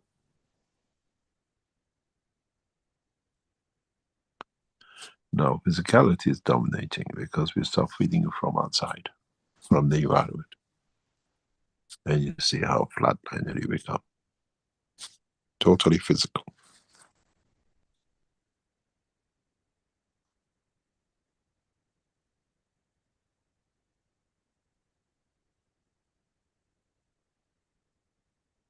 I wonder, what are you dreaming of, or what are you traveling in the dimension of soul of?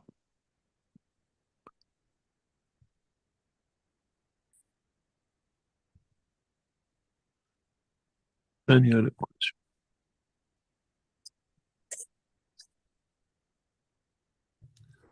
Okay, let's address hand up with Very interesting is, once we develop this technology fully and position it in satellites, position it in what we call plasmatic satellites, using the new outreach with the Chinese, with whatever they call it. Do you think any man will kill anymore when we can feed the soul? The problem or the changes in the past, when there were, as I said many times, when there was a prophet, it was just a village and the people who went to see them. Now we don't need to see, we can reach through satellite, even the cows, the sheep, and the lamb, and the rest of it, they receive it. As you will listen as a recording, you still get the same effect. And what they call the quantum technology, which is a plasma technology, change to quantum, is what is going to be. As I said to the Chinese military, you have a riot, don't worry about it, we just play music. And in that music, we transfer the emotion of peace.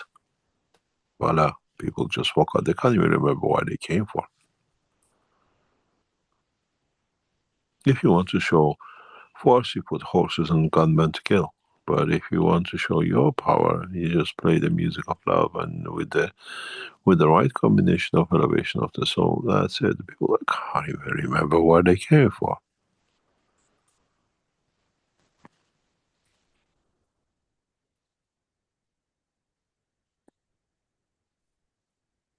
Mr. Kesh, it's Dean here. May I ask a question, please? Hey, Dean, how are you? I'm fine, thank you, Mr. Kesh. How are you? Good morning to you. I was seeing you on Saturday. On Saturday, I've joined the online one at the moment Lazy for one. reasons. So, I will be engaged and be present, that's for sure. Mr. Kesh, thank you for your beautiful teaching again today. I listened to part of it. Right, so I explained my situation. Obviously, on a soul level, I'm experiencing many things. And I woke up late today and I was sleeping and I don't remember the dream whatsoever. And then I come in and I have to re-listen to some of it as you're speaking. So I'm going back in time on a recording and trying to listen to something and then trying to come back into the present where you're speaking about it in real time. You mentioned something about new manifestations and how they will appear on planet Earth. That was one of the things I picked up upon. And the reason I speak about this is because I've noticed myself, my physicality is like a bit like a child, a naughty child that you see the mothers and fathers dragging this child along the street or along the, somewhere in a grocery store or something, and they're screaming and shouting. I think my physicality is a little bit like this, where it's being positioned by the soul, but it's it's not happy sometimes. Yeah, I can see it. If you see on the line on the screen, it's long, it's not dotted. Yeah, So it has a lot of battles. a lot of battles. Yeah, many things going on. And I know it's a position in time, and I feel like it's, I'm no one's different. We're all the same. But I feel it's like a positioning for humanity where we're going through this very traumatic period of being led to a position. And I thank you for that. I feel it in my physicality, and I know the soul is guiding me. And I'm still struggling with it from time to time. So this emotional balancing that we will be going through and experiencing, and I think we're already experiencing it. And I really understand now when you say you have to do it bit by bit, because if you do it too quickly, you can't handle it. And I've come to realize that much. It's very interesting, that. Very interesting. So I don't know if there's a question there or not, Mr. Ketch. I don't know. It's just you expressing your emotions, what you feel. Yeah, I think so. But the thing is, it's not coincidental. When we start moving, you don't need to. The dogs don't have a headphones and a mobile phone to listen to. It's the knowledge from the soul which transfers. But it needs to be kept on going and go. And I'm really, really looking forward with the work with the Chinese military in the space in the next few months. How we can bring these quantum technologies into what you call cosmic ray technologies that we can transfer. The biggest problem for humanity is the American nation at the moment, and the mindset that to create war, to pretend to create peace, for it to sell, to create finances. In the next few weeks, Keshe Foundation will announce a huge change in the financial structure. But slowly, we're getting there. I hope the team in the background is ready for the day they promised they're going to release it. And then we take the next step. You got to understand, you can't change just a human if you don't change the lions and the dogs. The humans look after the dog and the dog eat them. So we have to change the whole spectrum. And the change will come in the different ways. Let's see. Yeah, thank you, Mr. Kess. Well, the situation, you were spoken about many things today, and like the situation with all the killings that have taken position through intention. And I felt it for a long, long time with like the British and what they've done as a nation. But it's not the nation of the people that have to balance for it. It's a few that are creating the mayhem, and it's the souls that have to balance for this. And that's sometimes very, difficult to, establish that connection so that you can, try to give enough that you can change the reality of, what we're experiencing right now, going back over, into a position of the past that we shouldn't go back to. The position is right now in this moment. So it's very difficult sometimes to emotionally balance yourself. And I think this is where the systems that you've built, the foundation are built, are going to be really relevant, because you can't do it yourself sometimes. You need this whatever you want to call it. I'm not really into quantum, but support. So you need this support. You need this, the support system to balance the emotions. And this is for some people that are very, so say, spiritual or awake or whatever it is. And then others that are not, they're totally, they don't feel this at all.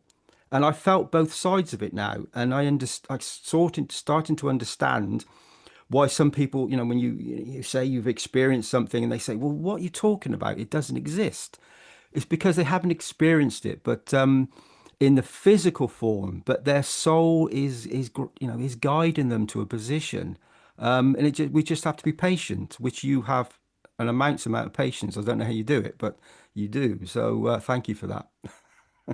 System assist, someone says. You see, South being a British, we're talking about changing the level of, what do you call it, the killing. Last week or the week before, when a French president was with the British Parliament, or British government, he came out with something which was past a lot of people's understanding, but it was very amazing how they changed the position. Up to that time, French refused to condemn the genocide in Gaza. And for the first time, French president said it's not acceptable. It has to change. People say, oh, why did he change? Because he brought what they wanted out of the events of everything else. But the French are one of the biggest suppliers of arms, aircrafts, defense, in the present cycle of war or attack on Iran. Because Gaza can't give them anything. If we support Gaza, then we can attack Iran to get the uranium we need. And as a advisor, as a what they call it, suggest, Iran will change position if the Iranian leadership listens. And then we don't need to have the French now killing Iranians is easy because it's a target, because Gaza are even the Muslim, but there are different sects of Muslims. Well, now we go because we get our uranium, because the Africans don't give us any more uranium. I have proposed to the Iranian leadership in the past few hours, the attack on Iran and the war on Iran is for Iran nuclear. We changed position. I put this to Iran some time ago. Now we make it public. It depends what Ayatollah Khamenei decides. But as a what do you call, spokesman for the Iranian side, I put a proposal to the Americans and the French and the Germans, and that we don't need to have this. Let's see what's the next excuse. We have tons of enriched materials, around 20%. We have half a ton of enriched 60%. They don't want us to go nuclear weapon. Iran, as of today, will offer its nuclear material to French nuclear industry as they lost their sources in Africa. We prefer, at 20%, we become the supplier of enriched uranium for all the power stations, even the Americans. Which means we keep the integrity of science and technology, we keep our right to prefer. But we become supplier in the chain where the Africans have stopped to the French and the Germans. This is the reason the Germans and the French are on top of Iran. 160 aircrafts have been supplied by 3 nations to attack Iran in the next cycle. You thought we don't know French and the Germans. We got a full operation watch. So now, as of today, Iran stands as a supplier of the fuel. We are prepared to dilute our 60% enriched uranium to fuel for your nuclear reactors, for your energy industry. We become, instead of you going to Africa, bringing in and then recycling it and then prefer it, we do it for you. We've done it and we are prepared to reduce our stockpile. What's the next reason? I have asked the Iranian leadership to announce, unless they want to play a different game, this we are prepared to do to market cooperation of the United States, which means the Americans get some benefit from taxation of it. We feed the lions. Let's see how they kill each other. I made a decision, I made a proposal to the President and Ayatollah Khamenei yesterday. The biggest problem for us is they don't want us to become nuclear. French have changed position from Gaza is a crime, but Iran is a live animal. Then we get the uranium mine in Hamadan. We don't need to. You haven't touched our centrifuge. Our centrifuges are still intact, 90% of it. So we become the supplier to your shortfall. You don't need to prefer, you don't need to go through the damages of possible leakage. We use the One Belt, One Road Silk Line, the way Chinese are feeding material from China on the road to Western Europe to transfer our nuclear materials as a fuel rods for your nuclear power stations. What's the problem now? You didn't want us to reach. We don't trust the Russians to give our material to deposit. We become the seller of our own goods. And let's see if the French and the Germans and the Americans object to this. Then there's a different criterion, change of regime, which would not have another solution. So what was delayed on Tuesday, Wednesday, where they were supposed to attack Iran with a lot of aircrafts, 80% of it supplied by the British, the French and the Germans, now is in hang. The excuse is Iran having a nuclear or preparing nuclear material. Yes, we do. We're down to 60%. We got some 80, 90%. We are prepared openly. We don't accept IAEA. IAEA is irrelevant, as it's a Mossad's nest built for them. We accept to sell our nuclear material as fuel rods to any nation which has got a peaceful civilian nuclear technology for the power generation. We change position from what they try to get to be a devil in nuclear, trying nuclear material, to a supplier of the material to all even American power stations. Because the rods are more or less the same, you just need some adjustments for different reactors. And so, what's the problem with that?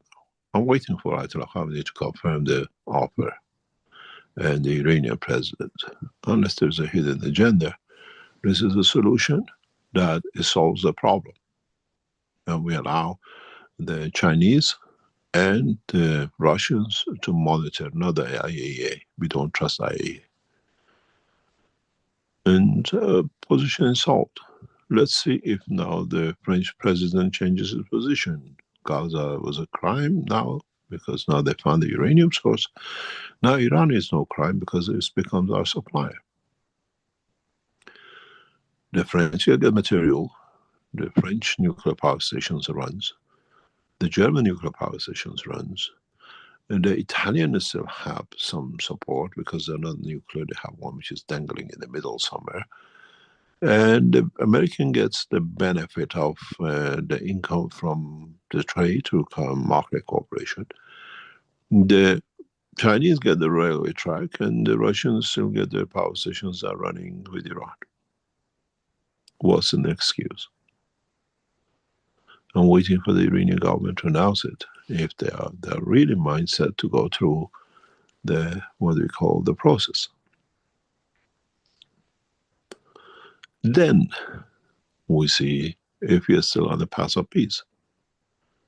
We have tons of 20% material prepared for the past years, and we still got our centrifuges intact. As I said to the readers yesterday, we don't even need the centrifuge with the new materials we are producing with the systems. We don't even need to mine. Mine in the space and bring it.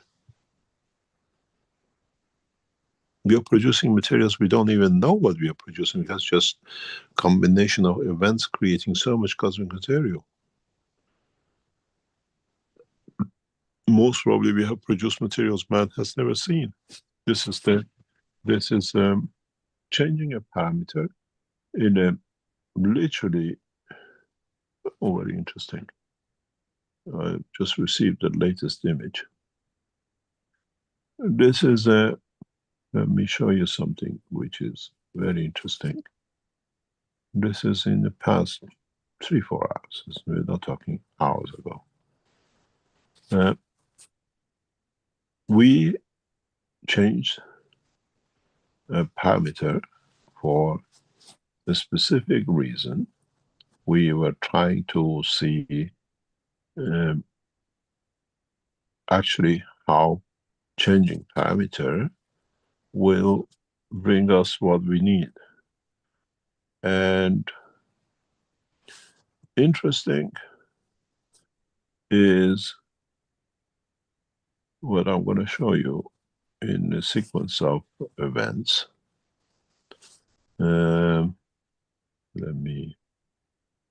You're not getting information to the last seconds, literally last seconds.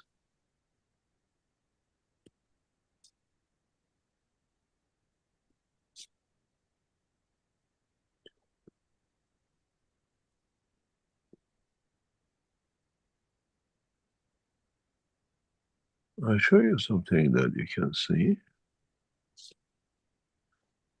We change parameter in the emotional side and the rest of it. We now can dictate and produce materials at will in a very specific way. Oh, this is nice. You lots are really, really going for it. Let me see. I'm going to give you some pictures, which is literally past 24 hours on the research center with the development of materials. Recording in progress.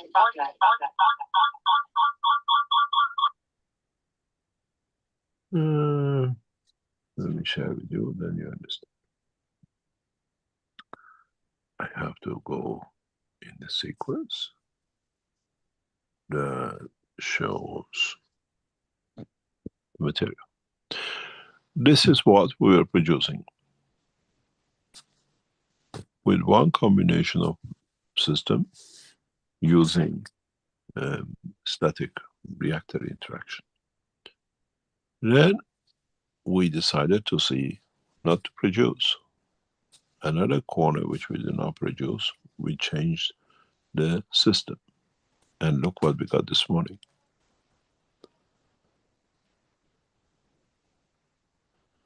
We can dictate what we want to produce.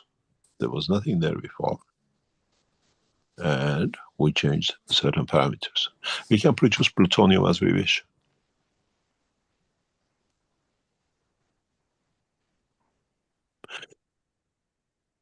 In a contract signed with the Chinese officials, and then they had to change it because they found out we were leaked too much information and caused a problem internally. We know what it caused them. 400 sites in China will be allocated to produce a ton of gold a year. That China does not need to depend on outside for industrial development using cash foundation technology.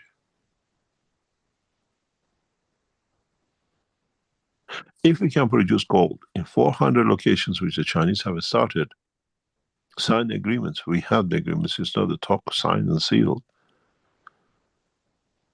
Why can't the rest of the world accept plutonium, uranium, silver, or any other material which brings industrial evolution and easy for the others to live?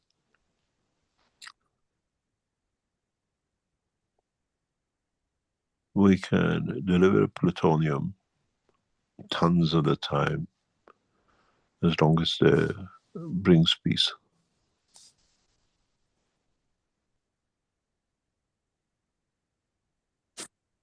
And you can see even the specks of solid material you see in the middle.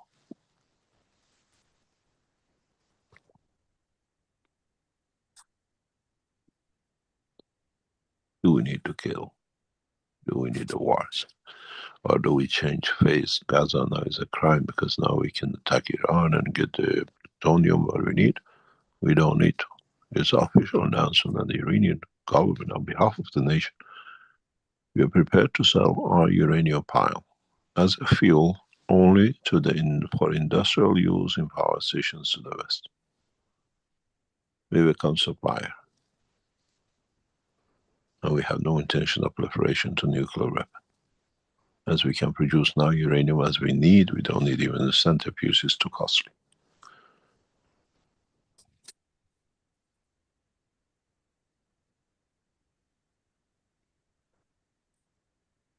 Mr. Kesh, you've just described a way to really change the conditions on planet Earth using all these materials. So why does man not accept, the possibility of receiving everything they need?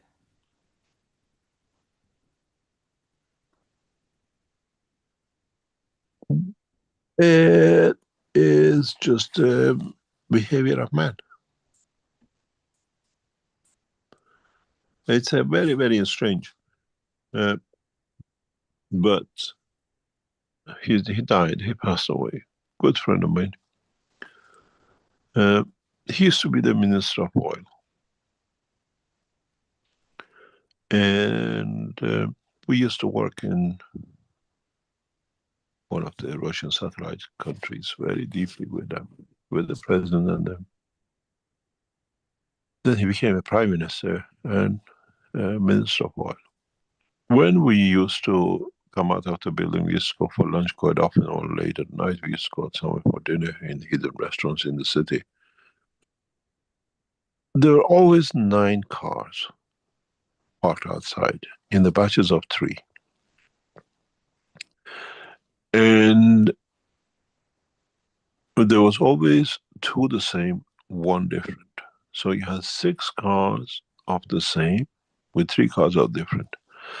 And we had a choice to sit in any of the 2, and that section, that division of 3 will go, we're given the address where to go for dinner, or for lunch. When we arrived at the destination, and when we signaled that we are ready to leave, the other 2 which were parked in the original place were told where to come to collect. They arrive at that point, and then again, you choose maybe the same squad you came with, or you change to another squad, and it was a pattern for protection of the minister. And we sometimes in these dinners, we met with the president, we had with the family, we just sit down and talk, because they say suddenly meet, because we had more connection, just what we were.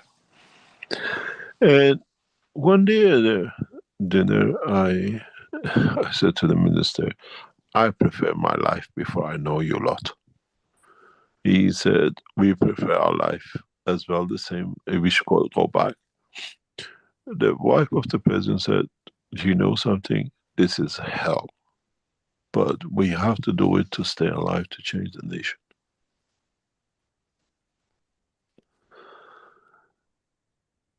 And it's taken a lot of work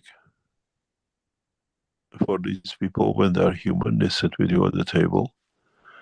And when we meet them in their offices as president, as vice, as a ministers and the rest of it. They change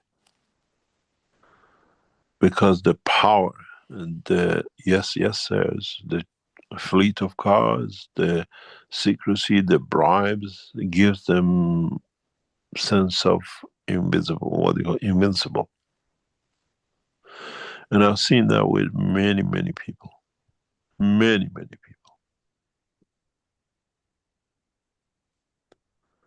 One of the reasons we ran into problem in Ghana was the same. When the president of Ghana was elected, when I was there, I was in the garden of his private house. Humble man. He went to the parliament, and as he became a president, came back a different animal. And we saw all the problems. They changed.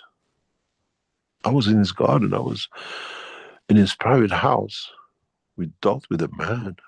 We got back an animal, and they never changed, and we saw the rest of the problems. Because we made agreements with the previous governments when we moved in with CIA into Ghana. Greed, bribery. And I met his wife 2 or 3 times in her private office with 2 people present. She wasn't a woman we knew before.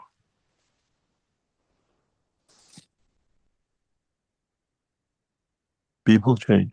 We've seen that with the present American structure. Power. And that has a special wavelength, and we handle that in time. It's a part of emotion. And that can be handled. That's very easy to handle.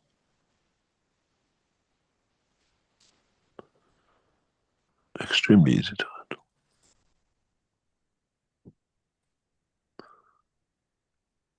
Mr. Kesh, thank you for all these wonderful answers. So, may I ask just one more question, please? So where does this all lead? So if knowing, from an atom to a universe, so from the smallest to the largest, and we're all present and in this sphere, this little viewpoint of planet Earth. And so where does it lead if we don't take, responsibility for, we can be greedy and we can take everything we need. And we only see, our small little garden, and we just nurture it and water just this one garden, but the rest then just falls apart. So eventually your own garden will fall apart. And when do we get to the position where we understand that if a meteorite or anything else takes a position, then you have nothing to fight for anyway? So when do we start to really understand what's, the true position of the creation? We always understood, but we tried to deny it because it was to our benefit. You see, I use this term very loosely, but in effect, it has very deep meaning. They call it genetic modification. We changed our gene, we modified it to become more aggressive, more killing, and the rest of it.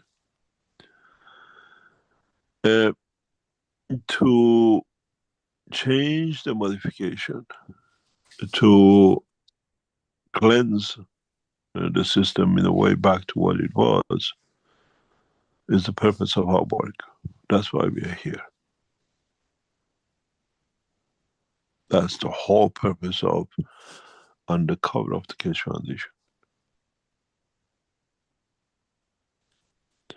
Gradually, slowly, but collectively, from the ant to the man.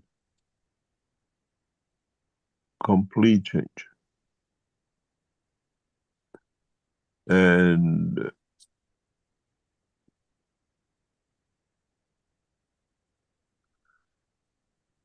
how we see, how we perceive this.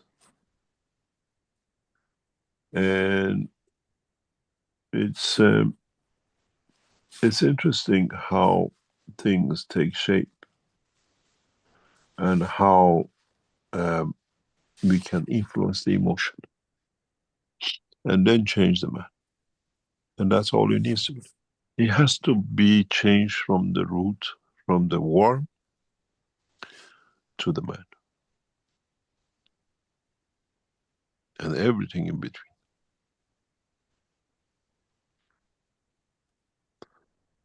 And this is the job which, thanks to man's communication systems of today, will be doing very easily, much easier than before. Much easier than before. Now we can transfer plasmatic fields the way we're doing it now. It's, I just received how things have changed since you started talking. We are monitoring every minute of it. How things create gaps and emotion changes in the soul of physicality. Because we're getting fed very continuously with the information, I'll show you a few things that you can see. How you interact with, or the knowledge interacts with the soul of knowledge seekers online. Watch this.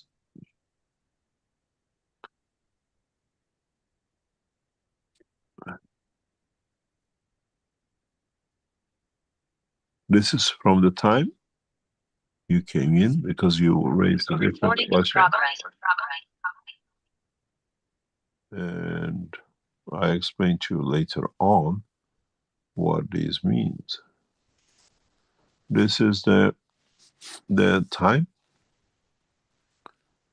before you come in, and at the present time. Watch this.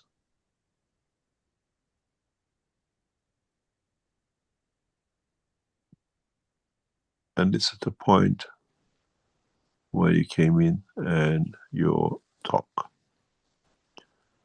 You see the line, and you see, now look at it here. This is the point you came in. And you see the way it was. And how you bring that change in emotion. Separation of lines.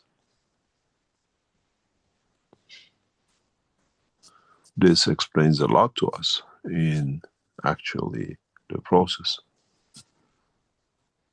Unifying, understanding.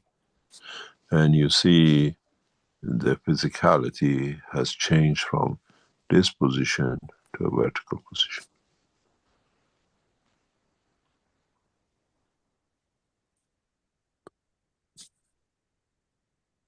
Knowledge needs to be transferred, but needs to be understood when it's transferred. Then it can do a lot of good for man. And how our thoughts affects everything we do. And when you look at the bigger picture, you see how everything sits with us and how psychologically we interact with each other. Then we can change things. I think one of the best things happened to us at this cycle of time is the plasma technology which Chinese are promoting very rapidly, and they say there is a need for a new definition of physics. We already defined it, they're just copying it.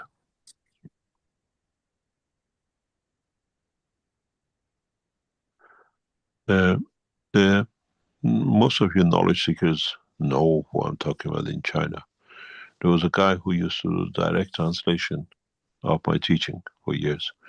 He collaborated with a guy which they took the technology of the plasma technology, they put a name of quantum on it that they don't know, but the Chinese military found out that he's just copying the work of the Keshe Foundation. He was arrested at a traffic light in China on Saturday night. And the guy who was translating and feeding him was on the run and everything else. But they start using this word not to connect the Keshe Foundation as a quantum, and it's more or less all the work of the Keshe Foundation on a daily basis. The Chinese scientists sit on these teachings like a hawk, the same as to the Iranians and the Americans.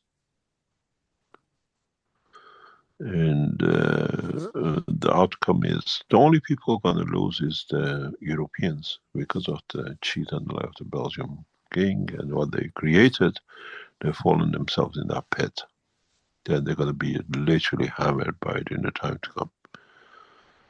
They become servants, more or less. And as we've seen, gradually the whole thing will go out to this misery.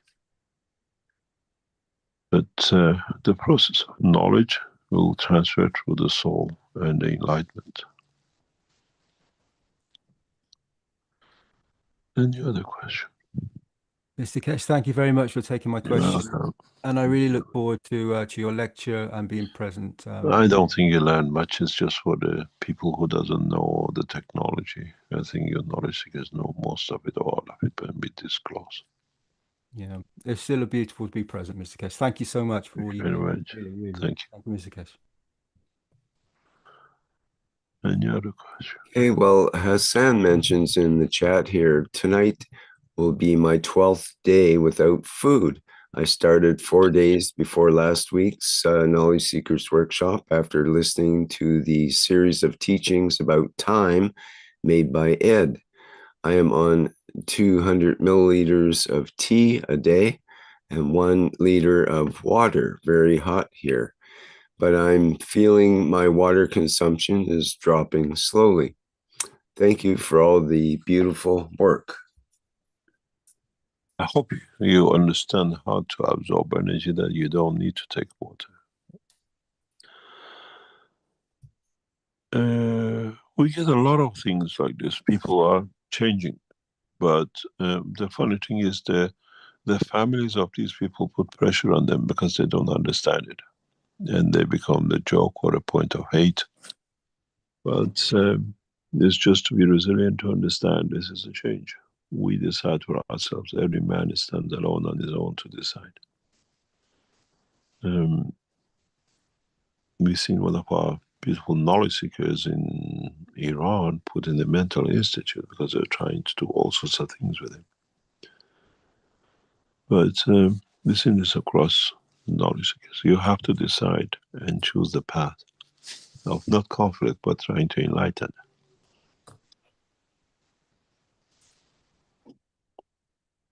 We call it a day. Sure, yes. We've gone nearly 3 hours here, so if any remaining questions can be carried over to next week. There's probably only a couple left anyway, so thank you, Mr. Keshe. Thank you very much. We'll see you next week, and please remember that the 25th of July session is for 2 o'clock in the afternoon, Central European time, and we will announce a new 3-month cycle, most probably by next week, for August, September, and October. And we try to complete another part. As you've seen, we're becoming very open regarding to how you react. Now you can see in live the reaction of your own energies. We are not creating it.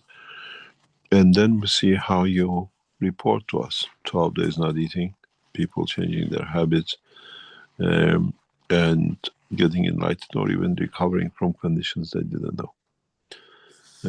Just try to be humble and try to understand that we are all part of a process of change.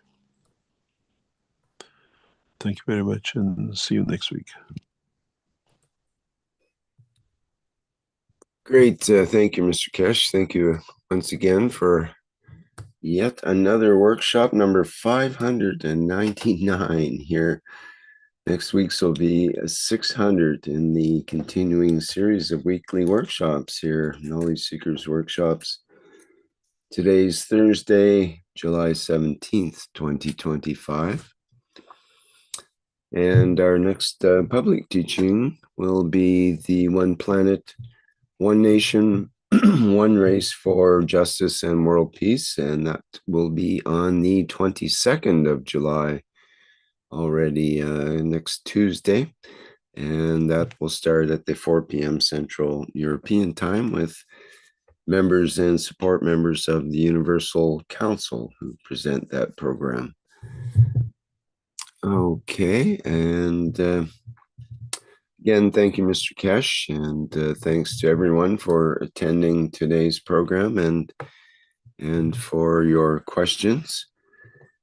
And we'll see you in the next public teaching. Bye for now.